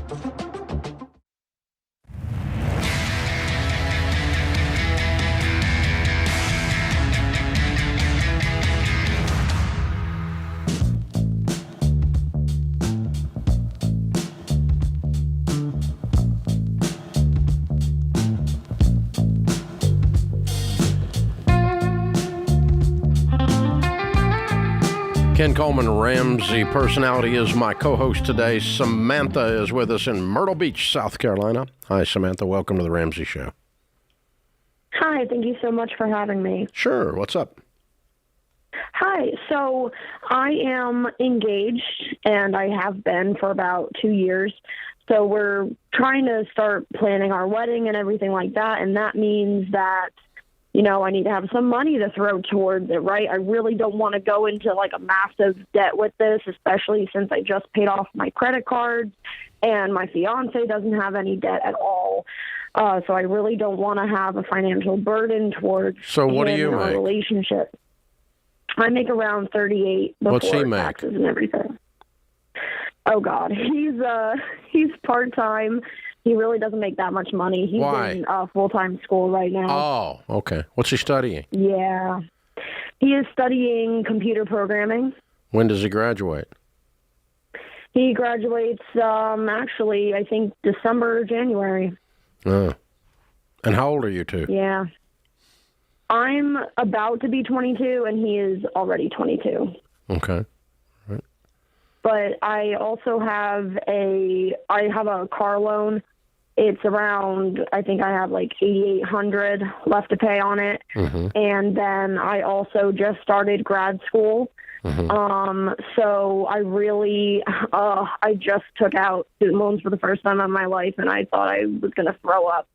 How much? How much did you take out? So around each year, it's going to be around $9,000. What are you studying? And it's going to be a 3-year program. I am studying child and adolescent school counseling. And when's the wedding? No, wait a minute. Stop. Hold on. You're going to spend $30,000 to get a degree in child and adolescent counseling? So you're going to go become a licensed therapist, right? Hopefully. Not hopefully. You better do it. You're betting on it. Right? Mm-hmm. I mean, you got to do it. Right, absolutely. But you're not going to go be a school counselor for $24,000 a year. Mm-hmm. Are you? I hope not. I'm going to try my best to do the best that I can with my grad program. Yeah. Dave, I would like her to press pause. Can you press pause on the grad program? Or are you already committed, signed? What's the status? I just started this past month. Mm-hmm. But I've been out of my undergrad for like 2 years. You know, that has nothing to do with it. What's the path? Are you going to be in the public school system? Is that where you're headed? Yes. Yeah, that's just the ROI it's not on worth that. it. It's not worth It's not going to pay you enough to justify even if you paid cash for it. Mm-hmm. You're spending a lot of money to not make any money. That's what we're trying to say. Gotcha. Is that registering with you? Unfortunately. Yeah. Okay. Yeah, you need to rethink this. Okay. I don't mind the degree field as long as you're going to go into private practice and earn $100,000 a year. And even then, I wouldn't go into student loan debt to do it. I'd be working like a crazy person, or I would wait until you're married and he is out making $100,000 a year, and and you guys as a couple can pay for your grad work. So yeah, I'm with Ken. I'm with Ken. I would push pause on this. You've already paid the tuition for this quarter. Started. Yeah. Yeah. Okay. Well, how far in are you? Can you stop and get a refund yet? About classes started July 10th. You can probably still get a full refund. Yeah.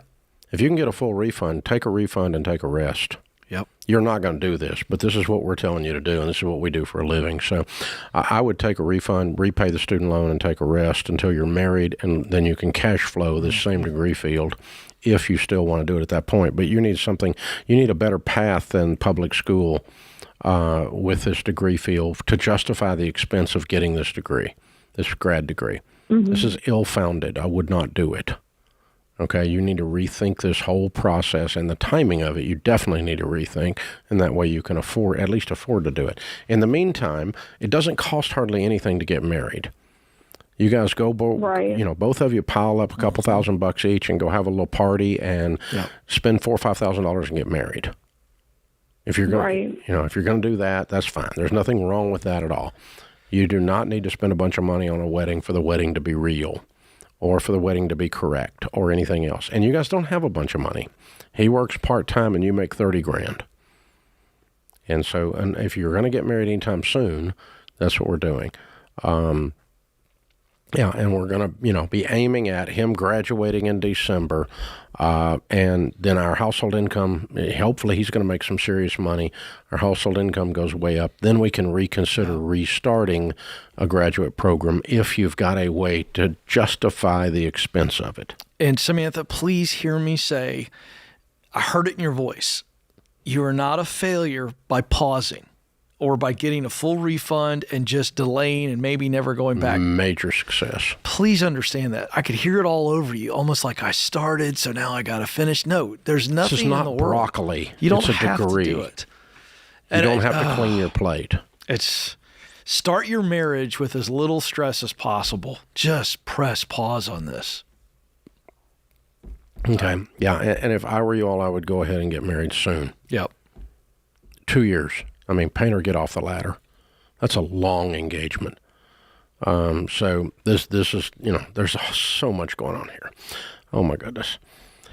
Yeah. All right. Open phones at 888-825-5225. Terry's in Denver. Hi, Terry. Welcome to the Ramsey Show. What's up? I'm actually calling because I bought my house. It'll be 2 years in December. I put 85% down. Wow. I sold some property in another house to buy it. Cool. But my problem is I only net about $4,200 a month. Last year I made $90,000, but my take home is about $42 to $44, depending upon my overtime. And the house payment isn't the issue. Since the Marshall fire, which happened like a month after I closed on my house, my insurance went up $175 a month that next year. So within 6 months, my payment had already gone up that much. Mm-hmm. And this year, my property taxes are going up 30%. Mm-hmm. I've crunched the numbers, and that means my house payment, if I did my calculations correctly, will go up another $100 per month for the property taxes. Well, that's going to put my house payment above 30%. I don't know exactly yet because it was about 27% when I bought, just a little bit above the 25%. So your take-home pay that we talk about is after only your taxes are removed. Okay. And you've got more coming out than just taxes to get to $4,800 from $90,000. Right. What else is coming out? I have a retirement. Yeah, that doesn't count. Okay. I don't know because I work for a city. Yeah, but so there's a whole. Yeah, but that doesn't count. Automatic. That doesn't count in the formula that we use. Okay. Okay, so 90,000 would be more like $6,000 a month coming home. Okay. Okay, not 5,000. Okay, not 4,800. So you're fine. You're okay. Okay. And because I called because I didn't know if I should sell this house and go down in house or just keep my current one. Yeah, the trick is to not be house poor, meaning not have so much of your money going to house payment that you end up going in debt for the next car because you didn't save, or you end up with something, not saving for retirement, which you are automatically out of your check before we even got to talk about it. And so all of that. So you're able to do the other things. You've got room in this budget to do it. So it's not killing you at this point. The trick is just not to be house poor. That's what the 25% of take-home pay ratio is for. So I think you're fine, Terry. Thanks for the call.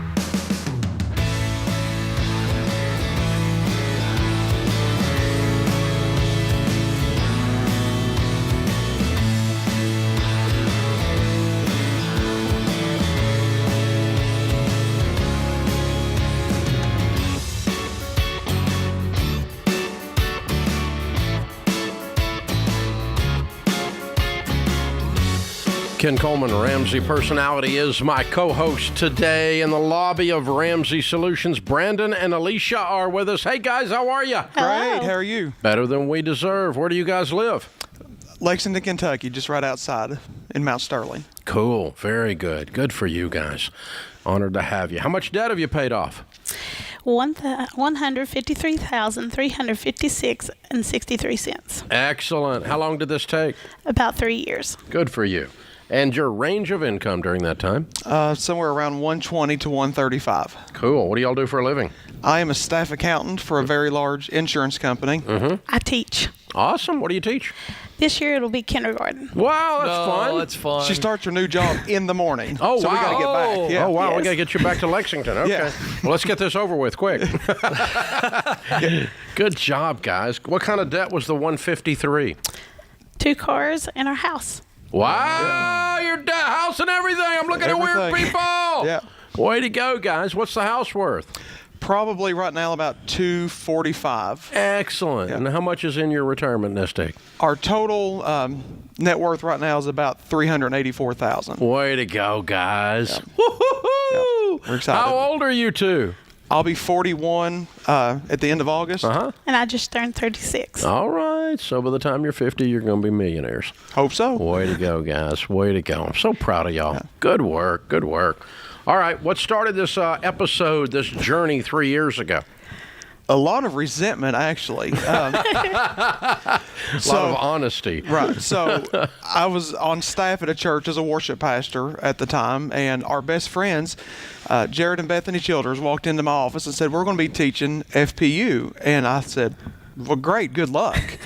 And they said, no, you pay off your debt. And I said, well, we didn't have any debt. I was thinking credit cards, student loans. We were blessed to never have any of that, just 2 cars and a house. And they said, no, you're going to be in it. And so reluctantly, we signed up for it. And you got voluntold. Absolutely. That's what it was. All right.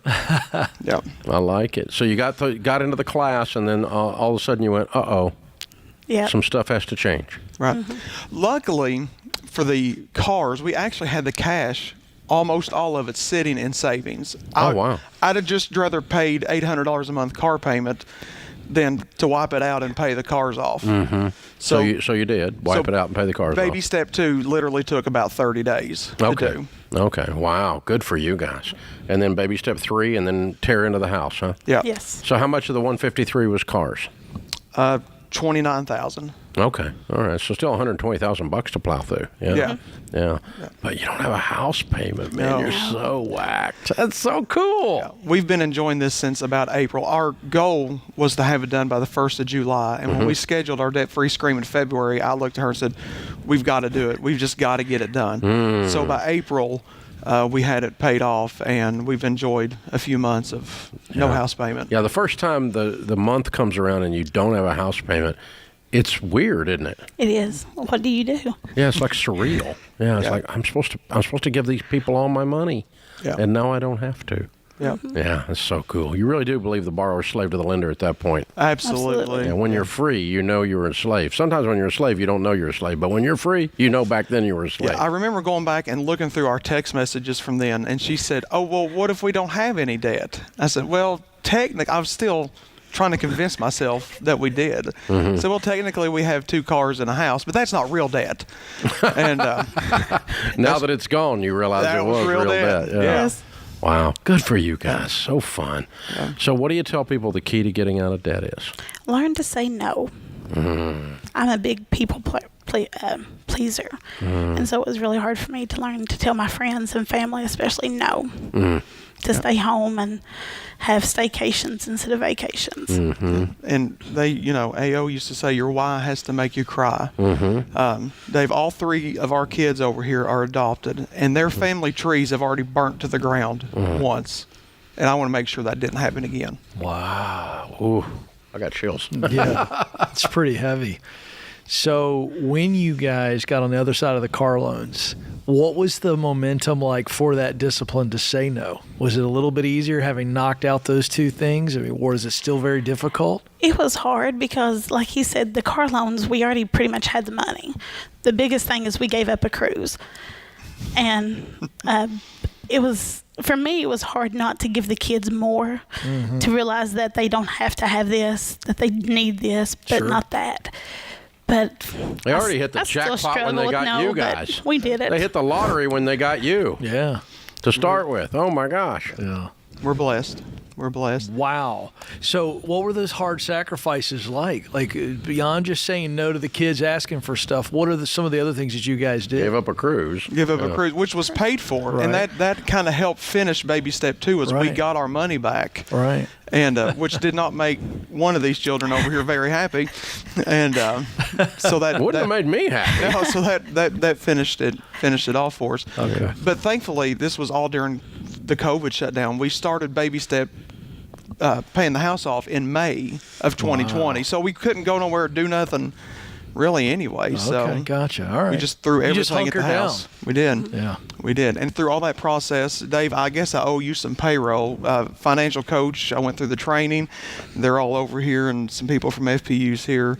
And I'm thankful for their support through all this. So you became one of the Ramsey coaches? Absolutely. Oh, wow. Absolutely. Wow. So that church has always got somebody now. Yeah. Yeah. Excellent. Very cool, man. Yeah. Great job. All right, Coach. Yeah. When people ask how you get out of debt, what do you tell them? You have to start with getting on the same page together. Mm-hmm. It's not going to work if one person's in, one person's out, one says, yeah, sure, do whatever you want to. It all has to start with, we're going to come to agreement that we're going to do this. We can figure out the numbers later. We got to get you together first. Mm. Wow. When he says it, it sounds so much nicer than what I say. He does, Dave. He has a different bedside manner, I think. It's the East Kentucky accent. It is. It really is. Yeah. No, I think you're just a pleasant guy. and Ken, your stuff through all this helped. The teaching debacle in the state of Kentucky basically says you teach for a year. Yeah. We pink slip you. You have to go find a new job. So the proximity principle for 3 years really helped when she was faced with the news that your contract's not renewed next year. That's awesome. So we thankful for your... Proud of you guys. Good, you guys. I'm proud of you. You're amazing. Well done. $153,000 paid off. All right, bring the kiddos up. Let's introduce some names and ages. This is Amber. She's 11. Mm-hmm. Braden is 10, and Kason is 9. All right. Or 6. 6. Okay. Very good. Yeah. Very cool. All right. Well, you guys have done a great job. Yeah. Hey, we've got the Live and Give box for you, the Baby Steps Millionaires book, because that's the track you're on. We've already figured that out. That's good. And the Total Money Makeover book for you to give away to a coaching client probably, and a Financial Peace University membership for you to give away to somebody. So you get to live some of it, give some of it. And thanks for coming all the way to Nashville. And I enjoy your first day of school tomorrow. Oh, I will. Well done. Well done. All right, Brandon and Alicia, $153,000, house and everything in 3 years, making $120 to $135, deciding to do it. Count it down. Let's hear a debt-free scream. Here we go. 3, 2, 1. We're debt-free! Yeah! I love it! For those of you looking deeply into your radio, the kids' T-shirts say, I survived FPU. Yes. That's about as fun as it gets right there. It says barely, though, underneath in barely. blue. So I survived FPU barely. That's awesome. Mom and Dad canceled a cruise and changed our lives. House was paid off. That's great. You don't have a house payment. What happens if you don't have a house payment? Oh, you become unbelievably wealthy. This is The Ramsey Show.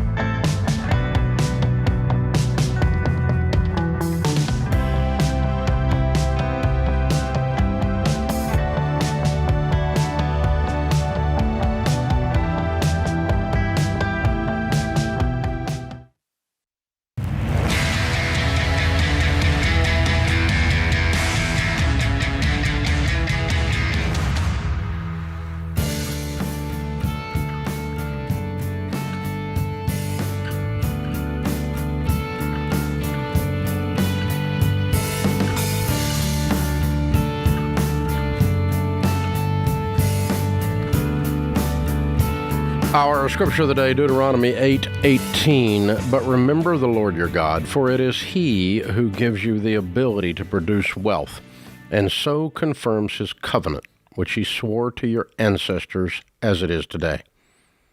So here's what's interesting. Let's just keep this in mind. Remember the Lord your God, for it is He who gives you the ability to produce wealth. That's in the Bible. So those of you that say that that's not okay from a Christian perspective haven't read the Bible. Albert Schweitzer says success is not the key to happiness. Happiness is the key to success. If you love what you're doing, you will be successful. Rita is in Atlanta. Hi, Rita. Welcome to the Ramsey Show. Hey, Dave. Hey, what's up? Not much. Hey, I'm just calling. Hearing that debt-free screen made me... it kind of gears toward my phone call. I just want to get your advice and opinion to see if what we're doing, if we're doing things right, or if we need to focus on one thing. So my husband and I are debt-free except for our mortgage, and we're actually only down to about $33,000 on our house. Mm-hmm. And we have our 401k. He actually was just advised to fund it to 10%. Mm-hmm. So do we keep doing that? And we also have a car fund that we have a substantial amount in there. Like, do we pay towards the mortgage and get that all paid off and then start? Okay, so you have an emergency fund of 3 to 6 months of expenses that's separate from all of this. Correct. And you're debt-free but the house. Right. So that would put you in baby steps 4, 5, and 6. Baby step 4 is putting 15% of your income towards retirement. It said, I thought you said 10. Are you doing 15 somewhere else? Or? So, we have an IRA that has more money in that, but this is just through his company, where his company matches up to 6%. Okay, so have you got 15% of your income going towards retirement in some form? Yes. Okay, then that's baby step 4. Baby step 6 is pay off the house. You only owe $33,000, and you also would save and pay cash for your next car. So if you have a pile of cash sitting there that's earmarked for the car, that's fine. Or if you decide you want to change the name of that fund from car fund to I want to pay off my house fund, I'm okay with that too. How much is in that fund? The car fund, we have about $15,000. Okay. And what's your household income? A little over 100. And what's your worst car that you're replacing? A 2005, but it only has 100,000 miles on it. It's a Dodge Cannon pickup truck. Mm-hmm. So it's got a lot of life. My husband works from home. Yeah, it has some life, and I drive a 2010 minivan with about 170,000 miles. Okay, so choosing between paying off the house or throwing the 15 at the house and having 18 left, or upgrading cars, there's not a wrong choice here by our steps. It's a matter of preference. Then you've got to decide what you want. I got to tell you, just looking at it, if I'm in your shoes, it's going to be real hard for me to not reach over and try to knock that house out. Yeah, that's what my husband and I, we were tempted to go upgrade, because we've had some issues with the van. We were tempted to go upgrade the van, but then when we got our payoff amount, we thought, oh my goodness, we're so close. And actually we have closer to the 6 months, maybe even a little more in our emergency fund. So you could dial that down a little even, and throw some more at it, and then be done. Right. You could be done with it and then upgrade the van with no house payment later. Right. I mean, it's not that you never upgrade the van. It's just that we're going to pay off the house first rather than buy the van first. Right. Okay. I mean, you could do either one. I'm not, I'm thinking with you is all I'm doing. I'm not telling you, because according to the guidelines that we have, you're going to be fine either way, because 5 years from today, you're going to have an upgraded car and a paid for house, regardless of which direction you go. Okay. Because you're in control, you're being very intentional, you're careful, you're thoughtful, you're talking about it together. You have all the symptoms of somebody who's going to win. Yes. Okay. Gotcha. So you're not stupid. Stupid column is not in this discussion. Right. Right. Okay. Good job. Really good. Yeah. Really incredible. And I like how you said there's no right or wrong here. And I want people to hear that because I'm sitting there listening to that. I'm going, there's options again. It's real options when you've got a car that's, 170,000 miles on it. It's been a pain in the butt for them recently, sounds like. But to your point, if they dial that emergency fund back to 3 months plus what they've got, they may knock that out completely. Then all of a sudden, they're replacing that car in 3 months. Boom, boom, boom, boom. I like that. Options. Erica is in California. Hi, Erica. What's up? Hi, Ken. Hi, Dave. How are you guys doing? Great. How can we help? Great. Okay. I need help figuring out where I'm at and what I should be doing. We are technically on baby steps. Well, I take that back. I guess we've got $5,000 in debt, credit card debt, which we need to pay off first.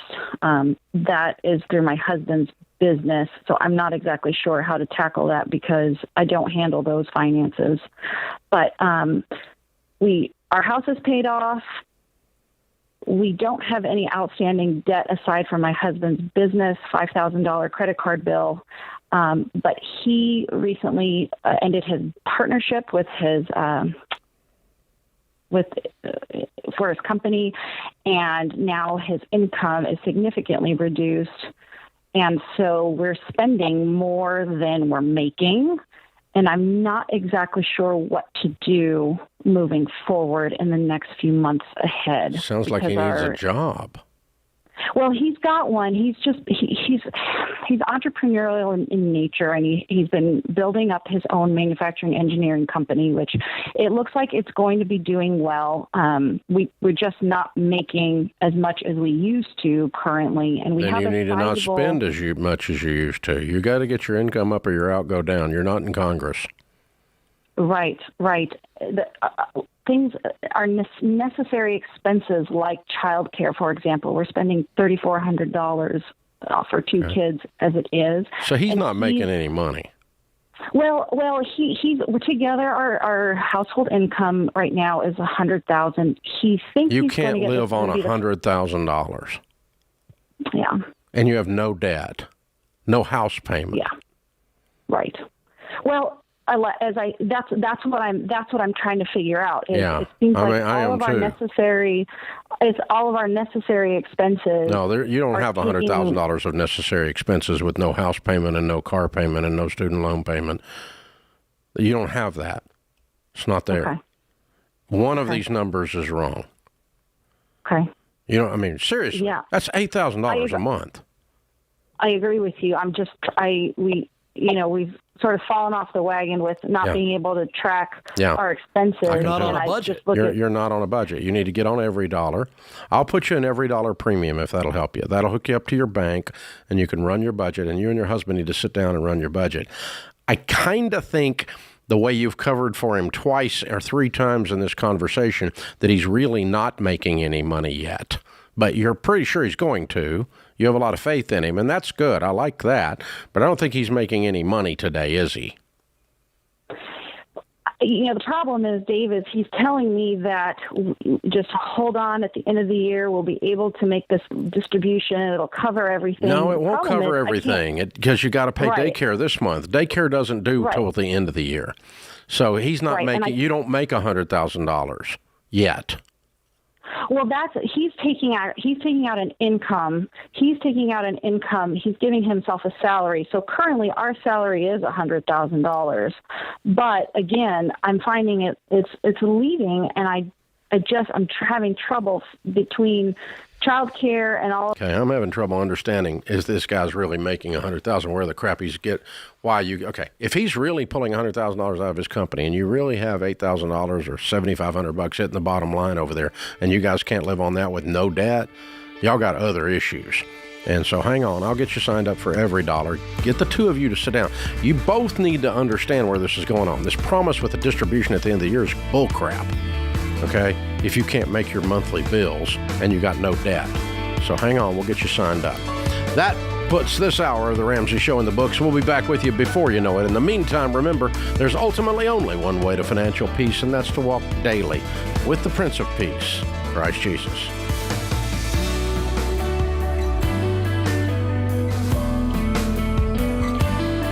Dave here. You can find all of our shows with the Ramsey Network app on your smartphone. It's the only place to listen to the entire back catalog of episodes.